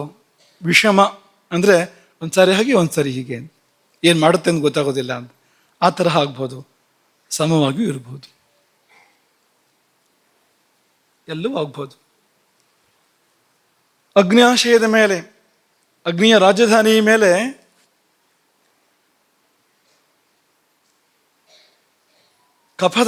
ಕಫದ ದಾಳಿ ಆದರೆ ಅದು ಮಂದಾಗತ್ತೆ. ವಾತದ ದಾಳಿ ಆದರೆ ಅದು ವಿಷಮ ಆಗುತ್ತೆ. ಅದು ವಾತದ ಸ್ವಭಾವ ಏನು? ಒಂದ್ಸಾರಿ ಬೀಸುತ್ತೆ, ಒಂದ್ಸಾರಿ ಬಿಡುತ್ತೆ, ಒಂದ್ಸಾರಿ ಬೀಸುತ್ತೆ, ಒಂದ್ಸಾರಿ ಜೋರು ಬೇಸುತ್ತೆ, ಒಂದ್ಸತಿ ನಿಧಾನ ಬೇಸುತ್ತೆ. ಈ ವೈಷಮ್ಯ ಅನ್ನೋದು ವಾತದ ಸ್ವಭಾವ ಅಂತ. ಹಾಗಾಗಿ ಅಗ್ನಿ ಕೇಂದ್ರದ ಮೇಲೆ ವಾತದ ದಾಳಿ ಆದರೆ ಅಗ್ನಿ ವಿಷಮ ಆಗುತ್ತೆ. ಹಾಗೆಯೇ ಅಗ್ನಿ ಕೇಂದ್ರದ ಮೇಲೆ ಪಿತ್ತದ ದಾಳಿ ಆದರೆ, ಪಿತ್ತ ಕೇಂದ್ರದ ಮೇಲೆ ಪಿತ್ತದ ದಾಳಿ ಆದರೆ, ಸ್ವಜನಸ್ಯ ಶತ್ರು ಅನ್ನೋ ತರಹ ಅದೇ ಅದರ ಮೇಲೆ ದಾಳಿ ಮಾಡುವಂಥ ಪ್ರಮೇಯಗಳು ಬಂದರೆ ಆಗ ಅದು ತೀಕ್ಷ್ಣ ಅಗ್ನಿ ಅಂತ ಅನ್ಸ್ಕೊಳುತ್ತೆ. ಮತ್ತು ಹೆಚ್ಚಾದರೆ ಅತ್ಯಗ್ನಿ ಅಂತಾಗುತ್ತೆ. ಭಸ್ಮಕ ಅಂತಾಗತ್ತೆ, ಆಮೇಲೆ ಭಸ್ಮಕಾಗ್ನಿ ಅಂತಾಗತ್ತೆ. ಇದು ಯಾವುದೂ ಇಲ್ಲ, ಎಲ್ಲ ಸಹಕಾರ ಕೊಡ್ತಾ ಇದ್ದೇವೆ ಅಂದರೆ ಸಮಾಗ್ನಿ ಅಂತಾಗತ್ತೆ. ಸಮಾನ ವಾಯು ತುಂಬ ಸರಿಯಾಗಿ ಕೆಲಸ ಮಾಡ್ತಾ ಇದ್ರಿ. ಸಮಾನೋ ನಾಭಿಮಂಡಲೆ, ಸಮಾನ ವಾಯುವಿನ ಕಾರ್ಯವೇ ಇದನ್ನು ಪಾಲನೆ ಮಾಡುವಂಥದ್ದು. ಯಾವುದನ್ನು? ಅಗ್ನಿಯನ್ನು ಪಾಲನೆ ಮಾಡುವಂಥದ್ದು. ಪ್ರಾಣಾಪಾನಗಳು ಅಗ್ನಿಯನ್ನು ಉರಿಸ್ತವೆ, ಸಮಾನ ಅದನ್ನು ಪಾಲಿಸ್ತದೆ, ನೋಡ್ಕೊಳ್ತದೆ. ಅದನ್ನು ಸಮಾನ ಸರಿಯಾಗಿ ನೋಡ್ಕೊಳ್ತಾ ಇದ್ರೆ, ಸಮಾನವನ್ನು ನಾವು ಸರಿಯಾಗಿ ಇಟ್ಟಿದ್ರೆ ಆಗ ಏನಾಗ್ತಾನೆ ಮನುಷ್ಯ ಅಂದರೆ ಸಮಾಗ್ನಿ ಆಗ್ತಾನೆ. ಅವನ ಅಗ್ನಿ ಅದು ಹೆಚ್ಚು ಅಲ್ಲ, ಕಡಿಮೆಯೂ ಅಲ್ಲ. ಎಷ್ಟು ಅಂದರೆ ಎಷ್ಟು ಬೇಕು ಅಷ್ಟು, ಹೇಗೆ ಬೇಕು ಹಾಗೆ. ಹೇಗಿದ್ದರೆ ನಾವು ಆರೋಗ್ಯವಾಗಿರ್ಬೋದು, ಚೆನ್ನಾಗಿರ್ಬೋದು, ಹಾಗೆ ಇರುತ್ತದೆ ಅಗ್ನಿ. ಹಾಗಾಗಿ ನಿಮ್ಗೆ ಗೊತ್ತಿದೆ ಅಗ್ನಿಯಿಂದಲೇ ಹಸಿವು ಅಂತ ಅಲ್ವಾ? ತೀಕ್ಷ್ಣ ಅಗ್ನಿ, ಅತ್ಯಗ್ನಿ ಆದಾಗ ಹಸಿವು ತುಂಬ ಆಗುತ್ತೆ, ಹೊಟ್ಟೆಗೆ ಬೆಂಕಿ ಬಿದ್ದಿದೆ ಅನ್ನೋ ಥರ ಆಗುತ್ತೆ. ಆಗ ತಿಂದಿದ್ದೆಲ್ಲ ಭಸ್ಮ ಅನ್ನೋ ಥರ ಆಗ್ಬೋದು. ಅದು ಮುಂದುವರೆದಾಗ ಇನ್ನೂ ಹೆಚ್ಚು ಅಂತ ಆದಾಗ ಈಗಷ್ಟೇ ಊಟ ಮಾಡಿದ್ದು ಮತ್ತೆ ಹಸಿವಾಯಿತು ಅಂತ. ಎಷ್ಟು ಹಸಿವಾಗೋದು ಅಂದರೆ ಏನಾದ್ರು ತಿನ್ನಲೇಬೇಕು ಅಂತ ಅನ್ನೋಷ್ಟು ಹಸಿವಾಗೋದು. ತಿಂದಿದ್ದೆಲ್ಲ ಭಸ್ಮ ಅಂತ, ಅದು ಇನ್ನೂ ಏನೇನು ಭಸ್ಮ ಮಾಡ್ತಾ ಇರುತ್ತೆ ಒಳಗಡೆಗೆ ಯಾರಿಗೂ ಗೊತ್ತು. ಅಂಥ ಅಗ್ನಿ ಬೇಕಾದದ್ದನ್ನು ಭಸ್ಮ ಮಾಡ್ಬೋದು, ಬೇಡವಾದ್ದನ್ನು ಮಾತ್ರ ಅಲ್ಲ. ಶರೀರಕ್ಕೆ ಬೇಕಾಗುವಂಥ ಧಾತುಗಳನ್ನು ಕೂಡ ಅದು ಸುಡಬಹುದು ಅಂತ, ಸಾಧ್ಯ ಇದೆ ಅಂತ. ಮಂದಾಗ್ನಿ ಆಗಿಬಿಟ್ರೆ ಬೇಕಾಗಿದ್ದನ್ನು ಸುಡೋದಿಲ್ಲ, ಸುಡಬೇಕಾಗಿದ್ದನ್ನು, ಬೇಯಿಸಬೇಕಾಗಿದ್ದನ್ನು ಅಥವಾ ಪಚನ ಮಾಡಬೇಕಾಗಿದ್ದನ್ನು ಕೂಡ ಪಚನ ಮಾಡೋದಿಲ್ಲ. ದೋಷಗಳನ್ನು ಸುಡುವ ಶಕ್ತಿ ಅದಕ್ಕೆ ಇರೋದಿಲ್ಲ. ಆಗ ದೋಷಗಳು ಹೆಚ್ಚಾಗ್ತಾ ಹೋಗ್ತವೆ. ವಿಷಮ ಆದರೆ ಜೀವನ ಶೈಲಿ ರೂಪಿಸ್ಕೊಳ್ಳೋದ ಕಷ್ಟ ಅವನು ಅಂತ. ಯಾಕೆಂದರೆ ಯಾವಾಗ ಹೇಗೆ ಅಂತಲೇ ಇಲ್ಲ, ಯಾವಾಗ ಹಸುವಾಗುತ್ತೆ, ಯಾವಾಗ ಹಸುವಾಗೋದಿಲ್ಲ ಅಂತಲೇ ಇಲ್ಲ. ಎಲ್ಲ ಸರಿ ಇದ್ರೂ ಕೂಡ ಒಂದ್ಸರಿ ಕೆಡುತ್ತೆ ವಾತಾವರಣ. ಕೆಲವು ಸರಿ ಎಡವಟ್ಟು ಮಾಡ್ಕೊಂಡಿರ್ತಾನೆ, ಆದರೂ ಕೆಡೋದಿಲ್ಲ ಅದು. ವಿಷಮ ಅಂದರೆ ಹಾಗೆ ಅಂತ, ಯಾವಾಗ ಹೇಗೆ ಅಂತ ಹೇಳೋಕೆ ಸಾಧ್ಯ ಇಲ್ಲ ಅಂತ. ಹೀಗೆಲ್ಲ ಆಗುತ್ತೆ ಅದು ಅಂತ. ಹಾಗಾಗಿ ಆತ್ಮಾವಲೋಕನ ಬೇಕು ಅಂತ ಹೇಳ್ತಾರಲ್ವಾ.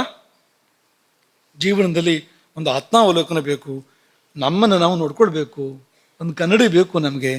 ನಮ್ದೆಲ್ಲಿ ಓರೆ ಇದೆ, ತಪ್ಪು ತಡೆ ಇದೆ, ನೋಡಿ ತಿದ್ಕೊಳ್ಬೇಕು ನಾವು ಅಂತ ಹೇಳ್ತಾರಲ್ವಾ. ಜೀವನದಲ್ಲಿ ಪ್ರತಿನಿತ್ಯ ನಾವೆಲ್ಲ ಕನ್ನಡಿ ಮುಂದೆ ಹೋಗೋರೆ. ಏನರ್ಥ ಅದಕ್ಕೆ? ಹೇಳಿ? ನಮ್ಮಲ್ಲಿ ಓರೆ ಇದೆ ಅಂತ ಅರ್ಥ ಅದಕ್ಕೆ, ಅದು ನಮಗೆ ಗೊತ್ತು ಅಂತ ಅರ್ಥ ಅದಕ್ಕೆ. ಕನ್ನಡಿ ಮುಂದೆ ಹೋಗೋದಕ್ಕೆ ಇಷ್ಟೇ ಅರ್ಥ, ನಾವು ಪೂರ್ತಿ ಸರಿ ಇಲ್ಲ ಅಂತ ನಮಗೆ ಗೊತ್ತು ಅಂತ. ಇಲ್ಲಿದ್ರೆ ಕನ್ನಡಿ ಹಾಕಬೇಕು. ಅಷ್ಟು ಅವಿಶ್ವಾಸ ನಮಗಿದ್ರೆ, ಅಷ್ಟು ಆತ್ಮವಿಶ್ವಾಸ ನಮಗಿದ್ರೆ, ಹಾಗಿರೋದಾದರೆ ಹೋಗ್ತಾ ಇರ್ಬೋದಲ್ಲ ಸೀದಾ ಸಭೆಗೆ. ಯಾಕೆ ಹೋಗೋದಿಲ್ಲ ಅಂದರೆ ಓರೆ ಇರೋದು ಹೌದು, ಅದು ನಮಗೆ ಚೆನ್ನಾಗಿ ಗೊತ್ತಿದೆ ಅಂತ, ಅದಿದೆ ಅಂತ ಅಲ್ವಾ. ಹಾಗಾಗಿ ನಾವು ಕನ್ನಡಿ ಇಟ್ಕೊಂಡಿದ್ದೇವೆ, ಆತ್ಮಾವಲೋಕನವನ್ನು ಮಾಡ್ತಾ ಇರ್ತೇವೆ. ಬರೀ ದೇಹದ ಅವಲೋಕನ ಮಾಡ್ತೇವೆ, ಮುಖದ ಅವಲೋಕನ ಮಾಡ್ತೇವೆ. ಈ ಸಮಯದಲ್ಲಿ ವ್ಯಕ್ತಿತ್ವದ ಅವಲೋಕನವನ್ನು ಮಾಡೋದಿಲ್ಲ. ನಮ್ಮ ಮನಸ್ಸೇ ನಮಗೆ ಕನ್ನಡಿ ಆಗಬೇಕು, ಗುರು ಹಿರಿಯರು ನಮಗೆ ಕನ್ನಡಿ ಆಗಬೇಕು, ಮಿತ್ರರು ಹಿತೈಷಿಗಳು ನಮಗೆ ಕನ್ನಡಿ ಆಗಬೇಕು. ಆಗ ನಮ್ಮ ವ್ಯಕ್ತಿತ್ವ ನಮಗೆ ಗೊತ್ತಾಗುತ್ತೆ. ಯಾರು ನಮ್ಮ ತಪ್ಪು ತಡೆಗಳನ್ನ ಹೇಳೋರ್ಬೇಕು, ನಮಗೆ ನಮ್ಮ ಲೋಪದೋಷಗಳನ್ನ ಹೇಳೋರ್ಬೇಕು. ಆಗ ನಾವು ಅದನ್ನು ತಿದ್ದುಕೊಂಡು ಪರಿಪೂರ್ಣ ಸಮ ಅಂತ ಆಗೋದಕ್ಕೆ ಸಾಧ್ಯ ಇದೆ ನೋಡಿ. ಹಾಗಾಗಿ ಆತ್ಮಾವಲೋಕನ ಬೇಕು ಅಂತ ಹೇಳ್ತಾರೆ. ಹಾಗೆಯೇ ಅಗ್ನಿ ಅವಲೋಕನವೂ ಕೂಡ ಬೇಕು. ಆರೋಗ್ಯವಾಗಿರ್ಬೇಕು ಅಂತಾದರೆ ಒಬ್ಬ ಮನುಷ್ಯ ಸದಾ ಅಗ್ನಿ ಅವಲೋಕನವನ್ನು ಮಾಡ್ಕೊಳ್ಬೇಕು. ತನ್ನ ಅಗ್ನಿ ಹೇಗಿದೆ ನೀವು ನಿಮ್ಮನ್ನು ನೀವೇ ನೋಡ್ಕೊಳ್ಳಿ. ಈಗ ಹೇಗಿದ್ದೀರಿ ನೀವು ಯಾವುದು? ನೀವು ಸಮಾಗ್ನಿಯ, ನೀವು ವಿಷಮಾಗ್ನಿಯ, ಮಂದಾಗ್ನಿಯ, ತೀಕ್ಷ್ಣಾಗ್ನಿಯ, ಯಾವುದು ನೀವು? ನಿಮ್ಮೇ ಯೋಚನೆ ಮಾಡೋಕ್ಕೆ ಸಾಧ್ಯ ಇದೆ. ಲಕ್ಷಣಗಳು ಗೊತ್ತಾದ ಮೇಲೆ ನಿಮ್ಮನ್ನು ನೀವೇ ಪರಿಶೀಲನೆಗೆ ಒಳಪಡಿಸ್ಕೊಳ್ಳೋಕೆ ಸಾಧ್ಯ ಇದೆ. ನಾನು ಯಾವ ಜಾತಿಗೆ ಸೇರಿದೆ, ಆ ಜಾತಿಗೆ ತಕ್ಕ ಆಹಾರ ವಿಹಾರಗಳನ್ನ ಹೇಳಿದ್ದಾರೆ ಅಂತ. ನೀನು ಅದಾದರೆ ಇದು ತಿನ್ನು, ಇದಾದರೆ ಇನ್ನೊಂದು ತಿನ್ನು ಅಂತ ಅದಕ್ಕೆ ಬೇಕಾಗಿರ್ತಕ್ಕಂಥ ಆಹಾರಗಳನ್ನು ಹೇಳಿದ್ದಾರೆ. ಅದರಿಂದಾಗಿ ಅಗ್ನಿ ನಮಗೆ ದೋಷಪ್ರದವಾಗದೇ ಇರ್ಬೋದು. ಅವಲೋಕನ ಮಾಡ್ಕೊಳ್ಬೇಕು ಅಂತ. ಹಾಗಾಗಿ ಈ ಎದ್ದ ಕೂಡಲೇ ಏನು ಮಾಡೋದು ಅಂತ ಕೇಳಿದ್ರೆ ಆಯುರ್ವೇದ ಇದನ್ನು ಹೇಳುತ್ತೆ. ಹೇಳ್ತಿದ್ದ ಹಾಗೇನೆ ಇನ್ನು ಏನಾಗಿಲ್ಲ, ಪ್ಲಾಸ್ಟಿಕ್ ಬಾಯಿಗೆ ಹಾಕಾಗಿಲ್ಲ. ಪ್ಲಾಸ್ಟಿಕ್ ಅಂದ್ರೆ ಏನು ಹೇಳಿ? ದಂತಧಾವನ ಮಾಡ್ತೇವಲ್ವ. ಎದ್ದು ಕೂಡಲೇ ಮನುಷ್ಯ ಮಾಡೋ ಕೆಲಸ ಏನಂದ್ರೆ, ಯಾವುದು ಪ್ಲಾಸ್ಟಿಕ್ಕೋ ಯಾವುದು ರಾಸಾಯನಿಕ ವಿಷವೋ ಅದನ್ನು ಬಾಯಿಗೆ ಹಾಕಿ ದಿನ ಪ್ರಾರಂಭ ಅಲ್ವಾ. ಅದು ಪ್ಲಾಸ್ಟಿಕ್ಕು. ಕೂರ್ಚ ಯಾವುದಿದೆ, ದಂತ ಕೂರ್ಚ, ಅದು ಪ್ಲಾಸ್ಟಿಕ್ಕು. ಅದ್ರ ಮೇಲೆ ಏನು ಹಾಕ್ಕೊಳ್ತೇವೆ, ಅದು ಪಕ್ಕಾ ವಿಷ. ಇದರಿಂದಾಗಿ ದಿನ ಪ್ರಾರಂಭ ಮಾಡ್ತೇವಲ್ವಾ. ಸುಮ್ಮನೆ ಮಾತು ಹೇಳಿದ್ದು. ಈ ದಂತಧಾವನವು ಮತ್ತೊಂದು ಇವೆಲ್ಲಕ್ಕಿಂತ ಮುಂಚಿತವಾಗಿ ಹೇಳ್ತಾ ಇದ್ದ ಹಾಗೆ, ಎಚ್ಚರ ಆಗ್ತಾ ಇದ್ದ ಹಾಗೇನೆ ಏನು ಮಾಡಬೇಕು ಅಂತ ಹೇಳಿದೆ ಆಯುರ್ವೇದ ಅಂದರೆ ಜೀರ್ಣಂ ನಿರೂಪಯನ್.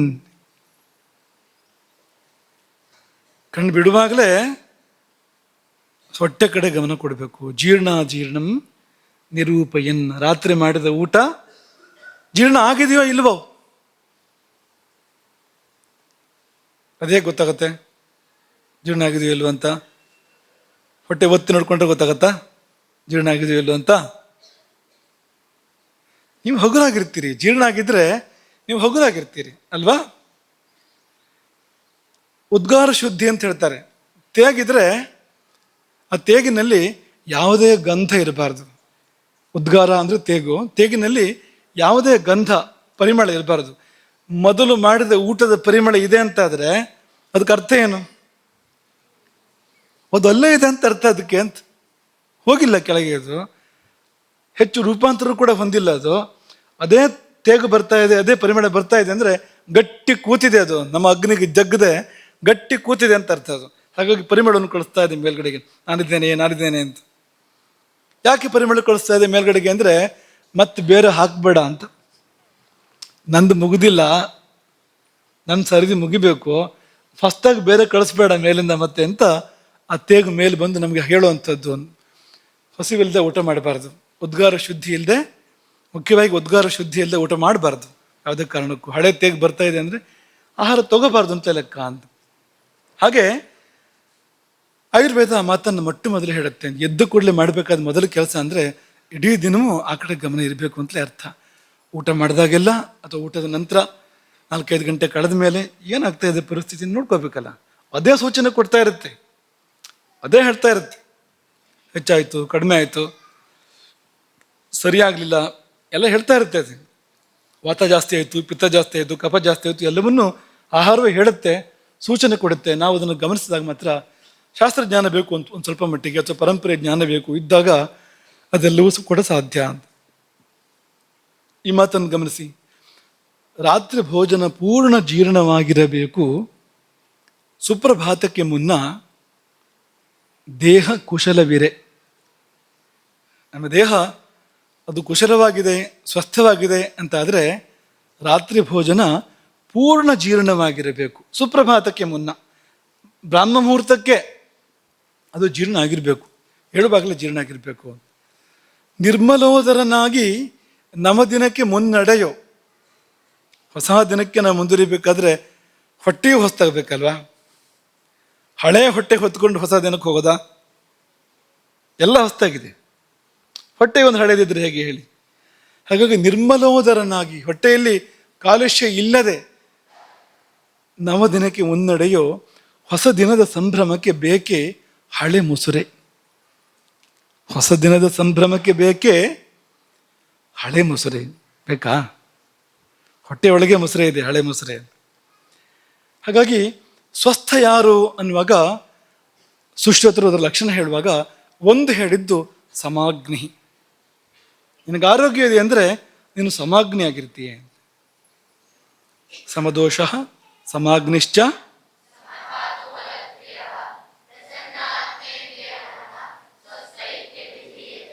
ಪ್ರಸನ್ನಾತ್ಮೇಂದ್ರಿಯ ಮನಾಹ ಸ್ವಸ್ಥ ಇತ್ಯಭಿಧೀಯತೆ. ಪ್ರಸನ್ನಾತ್ಮೇಂದ್ರಿಯ ಮನಾಹ ಸ್ವಸ್ಥ ಇತ್ಯಭಿಧೀಯತೆ. ಈ ಆತ್ಮ ಪ್ರಸನ್ನ ಆಗೋದು, ಇಂದ್ರಿಯ ಪ್ರಸನ್ನ ಆಗೋದು, ಮನಸ್ಸು ಪ್ರಸನ್ನ ಆಗೋದು. ಆರೋಗ್ಯ ಬಂತಂದರೆ ಮನಸ್ಸು ಪ್ರಸನ್ನವಾಗಿರಬೇಕು, ಆತ್ಮ ಪ್ರಸನ್ನವಾಗಿ, ಜೀವ ಪ್ರಸನ್ನವಾಗಿರಬೇಕು, ಕಣ್ಣು ಕಿವಿ ಎಲ್ಲ ಪ್ರಸನ್ನವಾಗಿರಬೇಕು. ಅಂತಂದರೆ ಮೊದಲು ಅಗ್ನಿ ಸಮವಾಗಿರಬೇಕು. ಹಾಗಿದ್ರೆ ಮಾತ್ರವೇ ಇದೆಲ್ಲ ಇರೋಕ್ಕೆ ಸಾಧ್ಯ ಅಂತ. ಉಳಿದಿದ್ದೆಲ್ಲ ಆಗಬೇಕು ಅಂದರೆ ಸಮಾಗ್ನಿತ್ವ ಇದ್ರೆ ಮಾತ್ರವೇ, ಅಗ್ನಿ ಸಾಮ್ಯ ಇದ್ರೆ ಮಾತ್ರವೇ ಮತ್ತೆಲ್ಲ ಸರಿ ಇರೋಕ್ಕೆ ಸಾಧ್ಯ. ಅದೇನಾದ್ರು ಕೆಡ್ತೋ ಮತ್ತೆ ಯಾವುದೂ ಸರಿ ಇರೋಕ್ಕೆ ಅವಕಾಶ ಇಲ್ಲ. ಯಾವುದೂ ಸರಿ ಇರೋದಿಲ್ಲ, ಎಲ್ಲವನ್ನೂ ಕೆಡಿಸುತ್ತೆ ಅದು ಕೆಟ್ಟರೆ. ಕೋತಿ ತಾನು ಕೆಟ್ಟಿದ್ದಲ್ಲ ವನನೇ ಕೆಡಿಸ್ತು ಅಂತ ಹೇಳ್ತಾರಲ್ವಾ, ಅದು ಒಂದು ಲಘು ಉದಾಹರಣೆ. ಅದು ಗಂಭೀರ ಉದಾಹರಣೆ ಕೊಡೋದಾದ್ರೆ ಅಗ್ನಿ ತಾನು ಕೆಟ್ಟರೆ ಶರೀರ ಸಾಮ್ರಾಜ್ಯವನ್ನೇ ಕೆಡಿಸ್ತು ಅಂತ, ಎಲ್ಲವನ್ನೂ ಕೆಡಿಸ್ಬಿಡುತ್ತೆ. ಯಾವುದೊಂದು ಸರಿ ಇರೋದಿಲ್ಲ. ಆಮೇಲೆ ಮನಸ್ಸು ಸರಿ ಇರೋದಿಲ್ಲ. ಮನಸ್ಸು ಕೂಡ, ಮನಸ್ಸಿಗೂ ಒಂದು ಸುಖ ನೆಮ್ಮದಿ ಅಂತ ಇರೋಕ್ಕೆ ಸಾಧ್ಯ ಇಲ್ಲ. ಯಾಕೆಂದರೆ ಎಲ್ಲ ಅದನ್ನು ಅವಲಂಬಿಸಿದೆ. ಒಂದಕ್ಕೊಂದು ಸಂಬಂಧ, ಅಗ್ನಿ ಮತ್ತು ಮನಸ್ಸು ಇದೆಲ್ಲ ಒಂದಕ್ಕೊಂದು ಸಂಬಂಧ. ಇದಿಷ್ಟು ವಿಷಯ. ಪಂಕ್ತಿಗಳು. ಇದು ಚರಕ ಸಂಹಿತೆ. ಅಗ್ನಿಷುತು ಶರೀರೇಶು ಚತುರ್ವಿಧೋ ವಿಷಯೇಷು ಬಲಭೇದೇನ ಭವತಿ ತದ್ಯಥಾ ತೀಕ್ಷ್ಣ ಮಂದ ಸಮಃ ವಿಷಮಶ್ಚೇತಿ. ಚತುರ್ವಿಧೋ ವಿಷಯೇಷು ಬಲಭೇದೇನ ಭವತಿ ತದ್ಯಥಾ ತೀಕ್ಷ್ಣ ಮಂದ ಸಮಃ ವಿಷಮಃ.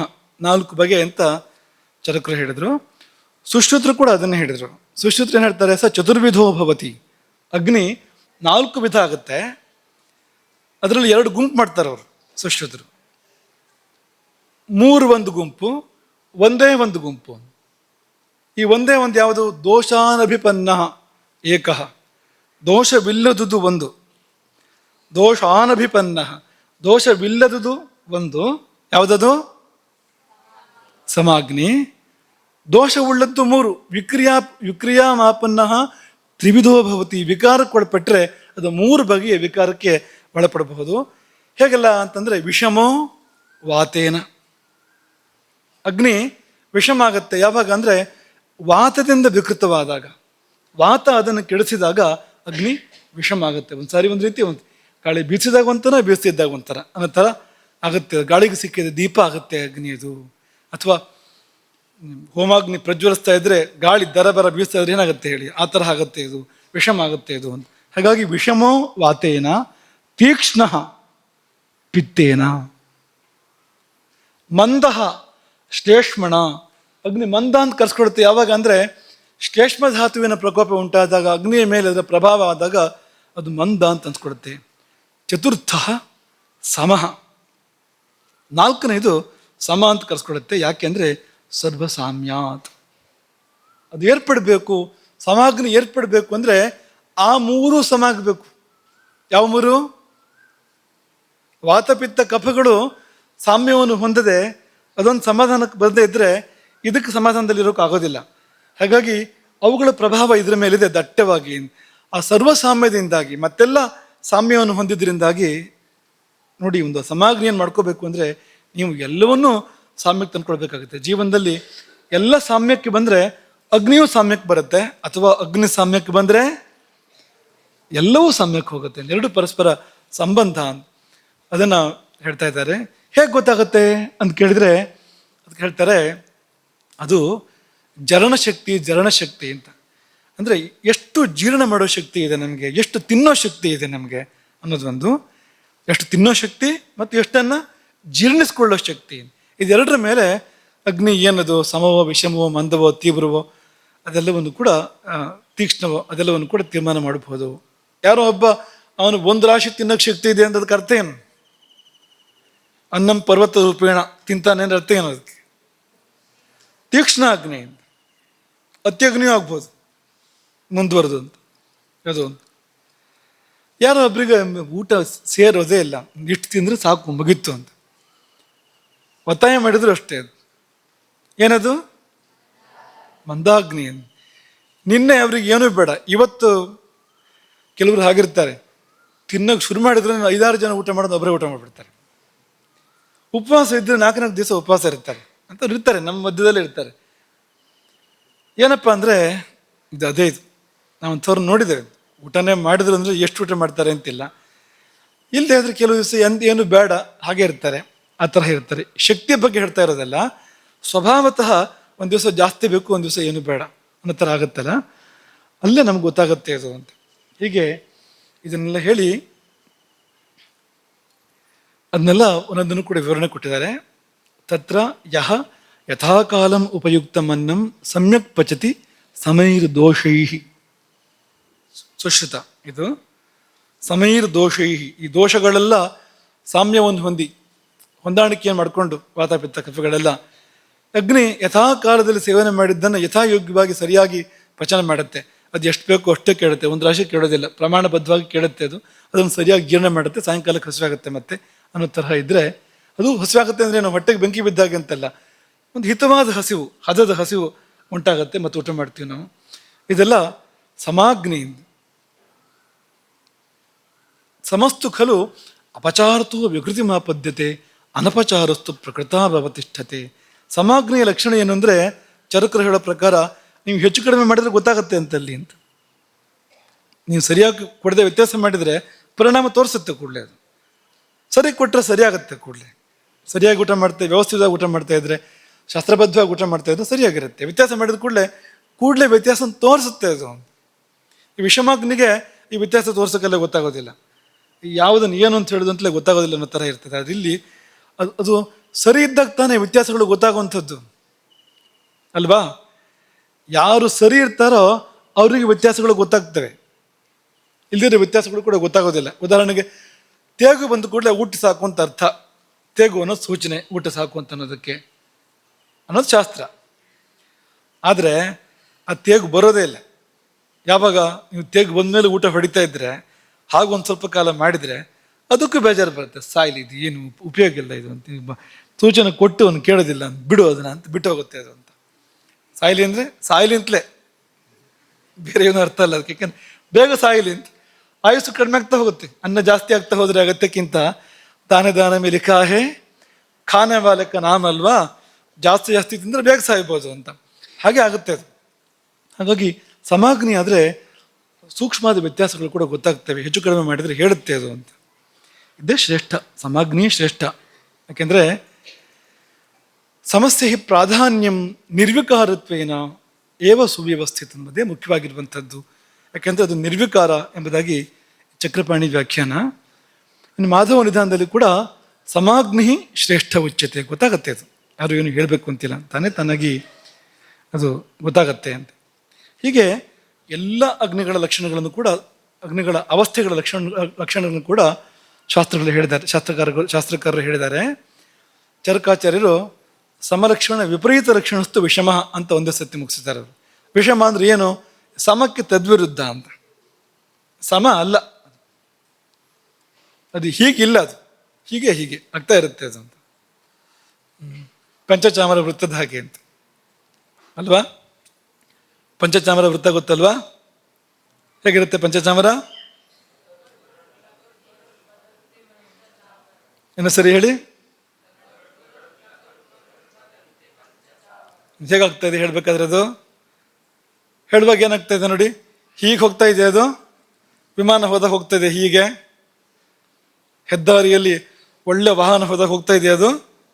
ಉತ್ತಮ ವಾಹನ ಹೋದಾಗೆ ಲಘುರು ಗುರು ಸಮೇತ್ಯ ವದಂತಿ ಪಂಚಚಾಮರಂ ಅಂದರೆ ಅದು ಕುಂಟನ ಹಾಗೆ ಅದು. ಒಂದು ಪಂಚಚಾಮರ ವೃತ್ತ ಅಂದರೆ ಒಂದು ಕಾಲು ಗಿಡ್ಡ ಇದ್ದರೆ ಅವನು ಹೇಗೆ ಹೋಗ್ತಾನೆ? ಅವನು ಹೀಗೆ ಆಗ್ತಾ ಹೋಗ್ತಾ ಇರ್ತಾನಲ್ಲ ಅವನು. ಪಂಚಚಾಮರ ವೃತ್ತ ಹಾಗೆ ಹೋಗುತ್ತೆ, ವಿಷಮಾಗ್ನಿಯು ಕೂಡ ಹಾಗೆ ಹೋಗುತ್ತೆ. ಆದರೆ ಪಂಚಚಾಮರಕ್ಕಾದರೂ ಒಂದು ಲೆಕ್ಕ ಇದೆ ಅದಕ್ಕೊಂದು. ಲಘು ಆದ್ಮೇಲೆ ಗುರು ಆದ್ಮೇಲೆ ಲಘು ಆದ್ಮೇಲೆ ಗುರು ಆದ್ಮೇಲೆ ಲಘು ಅಂತ ಒಂದು ಲೆಕ್ಕ ಇದೆ. ಇದಕ್ಕೆ ಲೆಕ್ಕ ಇಲ್ಲ. ಇದು ಇವತ್ತು ಕಡಿಮೆ ಅಂತ ನಾಳೆನೂ ಕಡಿಮೆ, ನಾಳೆ ಹೆಚ್ಚಿರುತ್ತೆ ಅಂತೇನಿಲ್ಲ, ನಾಳೆನೂ ಕಡಿಮೆನೇ ಇರ್ಬೋದು, ನಾಡಿದ್ದು ಮತ್ತೆ ಹೆಚ್ಚಾಗ್ಬೋದು. ಯಾವಾಗ ಹೇಗೆ ಅಂತ ಗೊತ್ತಿಲ್ಲ ಅಂತ. ಅನಿಯಮಿತ ಅಂತ ಅದು. ಕದಾಚಿತ್ ಸಮ್ಯಕ್ ಪಚತಿ, ಕೆಲವು ಸಾರಿ ಸರಿಯಾಗಿ ಜೀರ್ಣ ಮಾಡತ್ತಂತೆ. ಸುಶ್ರುತರು ಹೇಳ್ತಾರೆ, ಕದಾಚಿತ್ ಆಧ್ಮಾನ ಶೂಲ ಉದಾವರ್ತ ಅತಿಸಾರ ಜಠರ ಗೌರವ ಆಂತ್ರಕೋಜನ ಪ್ರವಾಹಣ ಇದೆಲ್ಲ ಮಾಡಿ ಜೀರ್ಣ ಮಾಡತ್ತೆ ಅಂತ. ಇದು ಒಂದೊಂದಕ್ಕೂ ವಿವರಣೆಗಳಿದೆ, ಇದೆಲ್ಲ ಏನು ಅಂತ. ಯಾವುದು ಒಳ್ಳೆಯದಲ್ಲ ಅಷ್ಟಂತೂ ಅಂದ್ಕೊಳ್ಳಿ ಅಂತ. ಎಲ್ಲ ಕೆಟ್ಟ ಸ್ಥಿತಿಗಳೇ ಇರುವಂಥದ್ದು ಅಂತ. ಅಲ್ಲಿ ಆಂತ್ರಕೋಜನ ಅಂದರೆ ಗುಡಗುಡಾಯನ ಅಂತ, ಒಳಗಡೆಗೆ ಗುಡಗುಡಾಯನ ಅಂತ. ಕರುಳು ಕೂಗುವಂಥದ್ದು ಆಂತ್ರಕೋಜನ ಅಂತ. ಅಯ್ಯೋ ಅಂತ ಕರುಳು ಕೂಗುವಾಗ ಆಂತ್ರಕೋಜನ ಅಂತ ಬರುವಂಥದ್ದು ಅಂತ. ವಿವರಣೆಗಳು ಬೇರೆ ಇದೆ ಅದಕ್ಕೆ. ಹಾಗೆ ತೀಕ್ಷ್ಣ ಅಗ್ನಿ ಅಂತಂದರೆ ಸರ್ವಾಪಚಾರ ಸಹ ಅಂತ. ನೀವು ಏನು ಕೊಟ್ಟರು ತಿನ್ನುತ್ತೆ, ಎಷ್ಟು ಕೊಟ್ಟರು ತಿನ್ನುತ್ತೆ ಅದು ಅಂಥದ್ದು ಅಂತ. ಭಾರಿ ಒಳ್ಳೇದು ಅಂತ ಅನಿಸ್ಬೋದು ಮೇಲ್ನೋಟಕ್ಕೆ. ಸ್ವಲ್ಪ ಹೆಚ್ಚು ಕಡಿಮೆ ಆದರೂ ಕೂಡ ನಡೆಯುತ್ತೆ ಅದು ಅಂತ. ಕಡಿಮೆ ಆದರೂ ನಡೆಯೋದಿಲ್ಲ, ಹೆಚ್ಚಾದರೂ ನಡೆಯುತ್ತೆ. ತೀಕ್ಷ್ಣ ಅಗ್ನಿ ಹೇಗೆ ಅಂದರೆ, ಸ್ವಲ್ಪ ಊಟ ಕಡಿಮೆ ಮಾಡೋದಕ್ಕೆ ಒಪ್ಪೋದಿಲ್ಲ ಅದು, ಹೊಟ್ಟೆಗೆ ಬೆಂಕಿ ಬಿಡುತ್ತೆ. ಜಾಸ್ತಿ ತಗೊಳ್ಳಿ ನಡೆಯುತ್ತೆ, ಅದೇನು ಒಳ್ಳೆಯದಲ್ಲ. ಯಾಕೆ ಒಳ್ಳೆಯದಲ್ಲ ಅಂದರೆ, ಅನಗತ್ಯವಾದ ಆಹಾರ ಸೇವನೆ, ಅದು ಸುಡೋದು ಜಾಸ್ತಿಯಾಗಿ, ಅದಕ್ಕೆ ಪರಿಹಾರಗಳನ್ನು ಆಚಾರ್ಯರು ಹೇಳಿರುವಂಥದ್ದು. ತೀಕ್ಷ್ಣಾಗ್ನಿ ಆದರೂ ಇಂತಿಂಥದ್ದು ಸೇವನೆ ಮಾಡುವಂಥ ಹೇಳಿರುವಂಥದ್ದು. ಇದೆಲ್ಲ ಗಮನಿಸಿದಾಗ ಅದೇನು ಒಳ್ಳೆಯದಲ್ಲ ಅಂತ, ಅಂಥದ್ದೇನೋ ಅಂತ. ಪಿತ್ತ ದೋಷವನ್ನೇ ಅದು ಹೇಳುತ್ತೆ. ಹಾಗಾಗಿ ಈ ತೀಕ್ಷ್ಣಾಗ್ನಿ ಇದ್ದಾಗ ತಿಂದು ಮುಗಿದ ಮೇಲೆ ಸೇವ ಅಭಿವೃದ್ಧಿ ಅದು ಇನ್ನೂ ಬೆಳೆದ್ರೆ, ತೀಕ್ಷ್ಣಾಗ್ನಿ ಇನ್ನೂ ಬೆಳೆದು ಅತ್ಯಗ್ನಿ ಆದರೆ ಆಗ ಎಷ್ಟು ಊಟ ಮಾಡಿದರೂ ಕೂಡ ಅದು ಅದನ್ನ ಮುಗಿಸಾಕತ್ತೆ ಒಂದು ಸ್ವಲ್ಪ ಹೊತ್ತಿನಲ್ಲೇ. ಪ್ರಭೂತಮಪಿ ಉಪಯುಕ್ತ ಮನ್ನಂ ಆಶುತರಂ ಪಚತಿ. ದೊಡ್ಡ ರಾಶಿ ಊಟ ಮಾಡಿದರೂ ಕೂಡ ಬೇಗ ಜೀರ್ಣ ಮಾಡುತ್ತೆ. ಮತ್ತು ಅದು ಆಗ್ತಿದ್ದ ಹಾಗೇನೆ, ಜೀರ್ಣ ಆಗ್ತಿದ್ದ ಹಾಗೇನೆ ಎಲ್ಲ ಬೆಂಕಿ ಉರಿ ಬರುತ್ತೆ ಪೂರ್ತಿ.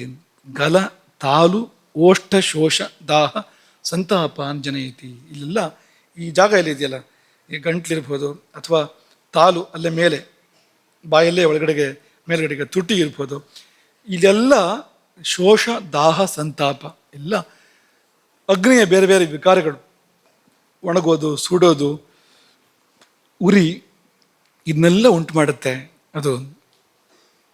ಹಾಗಾಗಿ ಮಂದ ಆದರೆ ಸ್ವಲ್ಪಾಪಚಾರಮಪಿ ಯೋ ನಸಹತೆ ಮಂದ. ಒಂದು ಚೂರೇ ಹೆಚ್ಚು ಕಡಿಮೆ ಆದರೂ ಕೂಡ ಬಂತು ಗ್ರಾಚಾರ. ಊಟ ಅಷ್ಟು ಹುಷಾರಾಗಿ ಮಾಡಬೇಕು, ಭಾರಿ ಹುಷಾರಾಗಿ ಮಾಡಬೇಕು. ಒಂದು ಚೂರೇ ವ್ಯತ್ಯಾಸ ಆದರೂ ಕೂಡ ಬಂತು ಗ್ರಾಚಾರ ಅಂತಲೇ ಇರುತ್ತೆ, ಬಂತು ಸಮಸ್ಯೆ ಅಂತಲೇ ಇರುತ್ತೆ. ಅನೇಕ ರೀತಿಯ ಉಪದ್ರವಗಳು ಏರ್ಪಡ್ತದೆ ಅಲ್ಲಿ, ಬೇಗ ಜೀರ್ಣ ಆಗೋದಿಲ್ಲ ಅಲ್ಲಿ. ಅದು ಮಂದಾಗ್ನಿ. ಹೀಗೆ ಈ 4 ಬಗೆಯ ಅಗ್ನಿಗಳು, 4 ಬಗೆಯ ಪುರುಷರು ಅಂತ. ಏತೆ ಚತುರ್ವಿಧ ಭವಂತಿ ಅಗ್ನಯ ಚತುರ್ವಿಧಾನಾಮೇವ ಪುರುಷಾಣ. 4 ಬಗೆಯ ಪುರುಷರು, 4 ಬಗೆಯ ಪ್ರಕೃತಿಗಳು, 4 ಬಗೆಯ ಪ್ರಕೃತಿಗಳು. ಸಾಮ್ಯ ಪ್ರಕೃತಿ, ಸಮಪ್ರಕೃತಿ, ಸಮವಾತಪಿತ್ತಶ್ಚೇಷ್ಮಣ ಪ್ರಕೃತಿ ಸ್ಥಾನ ಸಮಾಭವಂತ್ಯಗ್ನಿಯ. ನೈಸರ್ಗಿಕವಾಗಿ ಯಾರಿಗೆ ಈ ಈ ಸಾಮ್ಯ ಪ್ರಕೃತಿ ಅಂತಿದೆಯೋ, ಸಮಪ್ರಕೃತಿ ಅಂತಿದೆಯೋ ಅವನಿಗೆ ಸಹಜವಾಗಿ ಸಮಾಗ್ನಿ. ವಾತ ಪ್ರಕೃತಿ ಆದರೆ ವಾತರಾನ ಅಂತೂ ವಾತಾಭಿಭೂತೆ ಅಗ್ನಿ ಅಧಿಷ್ಠಾನೆ. ಅಗ್ನಿಯ ಅಧಿಷ್ಠಾನ ವಾತಾಭಿಭೂತವಾದಾಗ, ವಾತದಿಂದ ಆಕ್ರಾಂತವಾದಾಗ ವಿಷಮಾಭವಂತಿ ಅಗ್ನೇಯ, ಅಗ್ನಿಗಳು ವಿಷಮವಾಗ್ತವೆ. ಪಿತ್ತರಾನ ಅಂತೂ ಪಿತ್ತಾಭಿಭೂತೆ ಅಗ್ನಿ ಅಧಿಷ್ಠಾನೆ ತೀಕ್ಷ್ಣಾಭವಂತಿ ಅಗ್ನೇಯ. ಅಗ್ನಿಯ ಮೇಲೆ ಪಿತ್ತದ ದಾಳಿ ನಡೆದರೆ ಈ ಪಿತ್ತ ಪ್ರಕೃತಿಯವರಿಗೆ ಅಗ್ನಿ ತೀಕ್ಷ್ಣ ಆಗತ್ತೆ. ಹಾಗೆ ಶ್ಲೇಷ್ಮಲಾನ ಅಂತೂ ಶ್ಲೇಷ್ಮಾಭಿಭೂತೆ ಅಗ್ನಿ ಅಧಿಷ್ಠಾನೆ ಮಂದಾಭವಂತಿ ಅಗ್ನೇಯ. ಈ ಆಯಾ ಪ್ರಕೃತಿಗಳು, ಈ ವಾತ ಪ್ರಕೃತಿನೇ ಆದರೆ ಅವರಿಗೆ ವಿಷಮಾಗ್ನಿ ತುಂಬ ಸಮಸ್ಯೆ ಅಂತಲ್ಲ, ಇರೋದೇ ಹಾಗೆ ಅದು. ಈ ಪಿತ್ತ ಪ್ರಕೃತಿನ ಹಸಿವು ಜಾಸ್ತಿ ಅವರಿಗೆ, ಇರೋದೇ ಹಾಗೆ ಅದು. ಶ್ಲೇಷ್ಮ ಪ್ರಕೃತಿ ಕಫ ಪ್ರಕೃತಿಯಿಂದ ಹಸಿವು ಸ್ವಲ್ಪ ಕಡಿಮೆನೆ, ಇರೋದೇ ಹಾಗೆ. ಅದು ತುಂಬ ಆ ಪ್ರಮಾಣದ ದೋಷ ಅಂತಲ್ಲ ಅದು. ಆದರೂ ಕೂಡ ಸಮಪ್ರಕೃತಿಯಂತೆ ಅಲ್ಲ ಅದು. ಸಮಪ್ರಕೃತಿಯೇ ಸರ್ವೋತ್ತಮವಾಗಿರುವಂಥದ್ದು.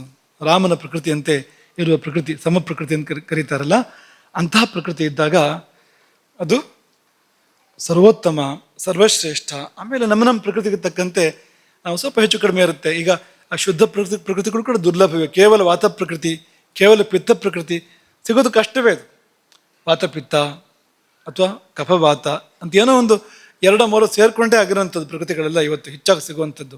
ಅಪರೂಪದಲ್ಲಿ ಈ ಶುದ್ಧ ಪ್ರಕೃತಿಗಳು, ಅದರಲ್ಲಿಯೂ ಅಪರೂಪದಲ್ಲಿ ಕಫ ಪ್ರಕೃತಿ, ಇನ್ನೂ ಅಪರೂಪದಲ್ಲಿ ಸಮಪ್ರಕೃತಿ ಅದು ಸಿಗುವಂಥದ್ದು ಅತ್ಯಂತ ಅಪೂರ್ವ. ಎಲ್ಲೋ ಮಹಾಪುರುಷರಲ್ಲಿ ಅಂತ ಹೇಳ್ಬೋದು, ಅಂಥವರಲ್ಲಿ.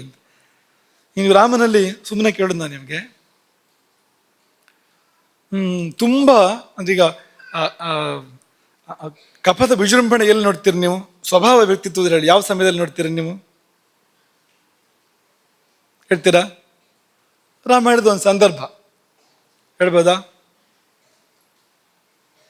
ರಾಮನಿಗೆ ರಾಜ್ಯ ಇಲ್ಲ ಅಂತಾಯ್ತು ಅಲ್ವಾ? ಇನ್ನೇನು ಪಟ್ಟಾಭಿಷೇಕ ಆಗಬೇಕು, ರಾಜ್ಯ ಇಲ್ಲ ಅಂತಾಯ್ತು.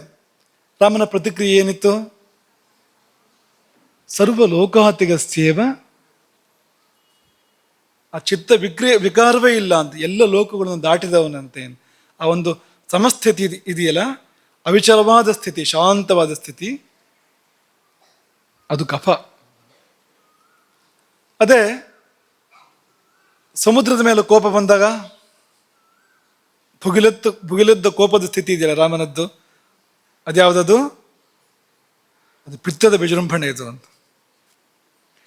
ಇನ್ನು 14,000 ರಾಕ್ಷಸರನ್ನ ಎಕ್ಕೋದ್ರೊಳಗೆ ಹೊಡೆದು ಕೆಡಹಿದನಲ್ಲ, ಆ ವೇಗ, ಏನದು? ಬೇಗ ಬರಬೇಕಾದ್ರೆ ಅಲ್ಲಿ ವಾತ ಬೇಕು. ಕೋಪ ಅನ್ನುವಾಗ, ಪ್ರತಾಪ ಅನ್ನುವಾಗ ಪಿತ್ತ ಬೇಕು. ಅಲ್ಲಿ ಶಾಂತತೆ ಎನ್ನುವಾಗ, ತಂಪು ಮನಸ್ಸು ಅನ್ನುವಾಗ ಆಯಾ ಸಮಯದಲ್ಲಿ ಅದು ಹೇಳುತ್ತೆ. ಉಳಿದಂತೆ ಸಮತೆ, ಸಾಮ್ಯಾವಸ್ಥೆ, ಸುಮ್ಮನೆ ಮಾತಿಗೆ ಹೇಳಿದ್ದು ನಾವು. ಹಾಗೆ ಇದಕ್ಕೆಲ್ಲ ಪರಿಹಾರಗಳನ್ನು ಕೂಡ ಹೇಳಿದ್ದಾರೆ. ಸಮಾಗ್ನಿ ಆದರೆ ಏನು ಮಾಡಬೇಡ, ಹಾಗೆ ಕಾಪಾಡ್ಕೋ ಅದನ್ನ ಅಂತ, ಕೆಡಿಸ್ಬೇಡ ಅದನ್ನ ಅಷ್ಟೆ. ನಿನ್ನದು ಸಮಾಗ್ನಿ ಆಗಿದ್ರೆ ಪರಿರಕ್ಷಣಂ ಕುರ್ಬೇತ, ರಕ್ಷಣೆ ಮಾಡ್ಕೋ ಅದನ್ನ, ಕೆಡಿಸ್ಕೋಬೇಡ ಅಂತ. ವಿಷಮೇ, ವಿಷಮಾಗ್ನಿ ಆದರೆ ಸ್ನಿಗ್ಧಾಮ್ಲ ಲವಣೈ ಕ್ರಿಯಾ ವಿಶೇಷೈ ಪ್ರತಿಕುರ್ಬೇತ. ಸ್ನಿಗ್ಧ ಅಂದರೆ ಸ್ನೇಹಯುಕ್ತವಾದ ಭೋಜನ, ವಾತವನ್ನು ಶಮನ ಮಾಡುವಂಥದ್ದು, ಎಣ್ಣೆ ತುಪ್ಪ ಇರುವಂಥ ಸ್ನಿಗ್ಧವಾಗಿರ್ತಕ್ಕಂಥ ಭೋಜನ. ಹಾಗೆ ಹುಳಿ ಮತ್ತು ಉಪ್ಪು ಇರ್ತಕ್ಕಂಥ ಆಹಾರ ಮತ್ತು ಕ್ರಿಯಾ ವಿಶೇಷಗಳು, ಕೆಲವು ವಿಶೇಷ ಚಿಕಿತ್ಸೆಗಳು, ಇದರಿಂದ ಪ್ರತಿಕುರ್ಬೇತ, ಪ್ರತಿಕಾರ ಮಾಡೋದಕ್ಕೆ ಚಿಕಿತ್ಸೆ ಮಾಡೋ. ತೀಕ್ಷ್ಣಾಗ್ನಿ ಆದರೆ ಮಧುರ ಸ್ನಿಗ್ಧ ಶೀತೈಹಿ, ಮಧುರ ಭೋಜನ ಮಾಡು, ಸ್ನಿಗ್ಧ ಭೋಜನ ಮಾಡು. ಸ್ನಿಗ್ಧ ಅಂದರೆ ಸ್ನೇಹಯುಕ್ತ, ಜಿಡ್ಡಿನಂಶ ಇರುವಂಥದ್ದು ಅಂಥದ್ದನ್ನು ಮಾಡು. ಶೀತ ತಂಪು ಅಂತ. ತೀಕ್ಷ್ಣಾಗ್ನಿ ಅವನು ತಂಪು ಮಾಡಬೇಕು ಅವನು ಅಂತ. ಜೊತೆಗೆ ವಿರೇಕ ಇಷ್ಟ, ಆಯುರ್ವೇದದ ಕ್ರಿಯೆ ವಿರೇಚನ, ಅದನ್ನು ಮಾಡು, ಹಾಗೆ ಹೋಗಲಿ ಅದು ಆ ಪಿತ್ತ. ಅತ್ಯಗ್ನೋ, ಇದೆಲ್ಲ ಸರಿ. ಅತ್ಯಗ್ನಿಗೆ ಏನು ಮಾಡೋದು? ಅದಕ್ಕಿಂತ ಮುಂಚೆ ಮಂದೆ, ಮಂದಾಗ್ನಿ ಆದರೆ ಕಟು ತಿಕ್ತ ಕಷಾಯೈಹಿ. ಮಂದಾಗ್ನಿ ಆದರೆ ಕಟು ಅಂದ್ರೆ ಯಾವುದು? ಖಾರ. ತಿಕ್ತ ಕಹಿ, ಕಷಾಯ. ಖಾರ, ಕಹಿ ಮತ್ತು ಒಗರು ಇದು ಜಾಸ್ತಿ ಬೇಕು ಮಂದಾಗ್ನಿಯವರಿಗೆ. ಇದರ ಭೋಜನ ಪ್ರಶಸ್ತ. ಮತ್ತು ವಮನ ಇಷ್ಟ, ವೈದ್ಯರವರಿಗೆ ವಮನ ಮಾಡಿಸ್ತಾರೆ ಅಂಥವರಿಗೆ, ವಾಂತಿ ಮಾಡಿಸ್ತಾರೆ ಅವರಿಗೆ. ಇನ್ನು ಅತ್ಯಗ್ನಿ ಆದರೆ ಇದೊಂದು ವಿಶೇಷ ಪ್ರಕರಣ. ಇದು ಭಸ್ಮಕಾಗ್ನಿ ಆಗ್ಬಿಟ್ರೆ ಏನು ಮಾಡೋದು ಅಂತಂದರೆ, ಆಗಬೇಕು ನೋಡಿ, ಇವ್ರ ಪ್ರವೇಶ ಆಗಾಗ್ತದೆ. ಯಾರ ಪ್ರವೇಶ? ಎಮ್ಮೆ. ಎಮ್ಮೆ ಬೇಕಾಗೋದು ಯಾವಾಗ ಅಂದರೆ, ಈ ಅತ್ಯಗ್ನಿ ಆದಾಗ ಮಾಹಿಷೈಹಿ ಕ್ಷೀರ ದಧಿ ಸರ್ಪಿಭಿಹಿ. ಎಮ್ಮೆ ಹಾಲು, ಎಮ್ಮೆ ಮೊಸರು, ಎಮ್ಮೆ ತುಪ್ಪ. ಮಾಹಿಷೈಹಿ ಕ್ಷೀರ ದಧಿ ಸರ್ಪಿಭಿಹಿ ಉಪಚಾರವನ್ನು ಮಾಡಬೇಕು, ಅದರಿಂದ ಉಪಚಾರವನ್ನು ಮಾಡಬೇಕು. ಹಾಗಾಗಿ ಇದರ ಅರ್ಥ ಏನು ಅಂದರೆ, ನೀವು ಸಮಾಗ್ನಿ ಆದರೂ ಅದಕ್ಕೆ ಹೋಗಬೇಡಿ, ಮಂದಾಗ್ನಿ ಆದರೂ ಹೋಗಲೇಬೇಡಿ. ಅದಕ್ಕೆ ನಮ್ಮ ಕತೆ ಮುಗಿಸ್ಬಿಡ್ತದೆ ಎಮ್ಮೆ ಆಮೇಲೆ ಅಂತ ತಿನ್ನಕ್ಷ ಮಾಡಿದರೆ. ವೈದ್ಯರ ಸಲಹೆ ವಿಷಯ ಬೇರೆ, ಅದರ ವಿಶೇಷ ಸಂದರ್ಭ ಸನ್ನಿವೇಶಕ್ಕೆ ಅವರು ಚಿಕಿತ್ಸೆಯಾಗಿ ಮಾಡೋ ಸಂದರ್ಭಗಳು ಬೇರೆ. ಮಾಮೂಲಾಗಿ ಅಗ್ನಿ ಭಾಳ ಗಟ್ಟಿ ಇದ್ದರೆ ನೀವು ಅದನ್ನು ಜೀರ್ಣ ಮಾಡ್ಬೋದು. ಎಮ್ಮೆ ಹಾಲು, ತುಪ್ಪ, ಮೊಸರು ಇಂಥದ್ದನ್ನೆಲ್ಲ. ಇಲ್ಲದೆ ಇದ್ದರೆ ಅದು ಜೀರ್ಣ ಆಗುವಂಥದ್ದಲ್ಲ. ಹೋಳಿಗೆ, ಹಳೇದು ಹೋಳಿಗೆ, ಇವತ್ತು ಮಾಡಿದ್ದಲ್ಲ. ಮೇಲಿಂದ ಎಮ್ಮೆ ತುಪ್ಪ ಗಟ್ಟಿ ಇರುವಂಥದ್ದು, ಇದು ಅಗ್ನಿಗೆ ಬಹಳ ಒಳ್ಳೇದು. ಒಳ್ಳೇದಂದ್ರೆ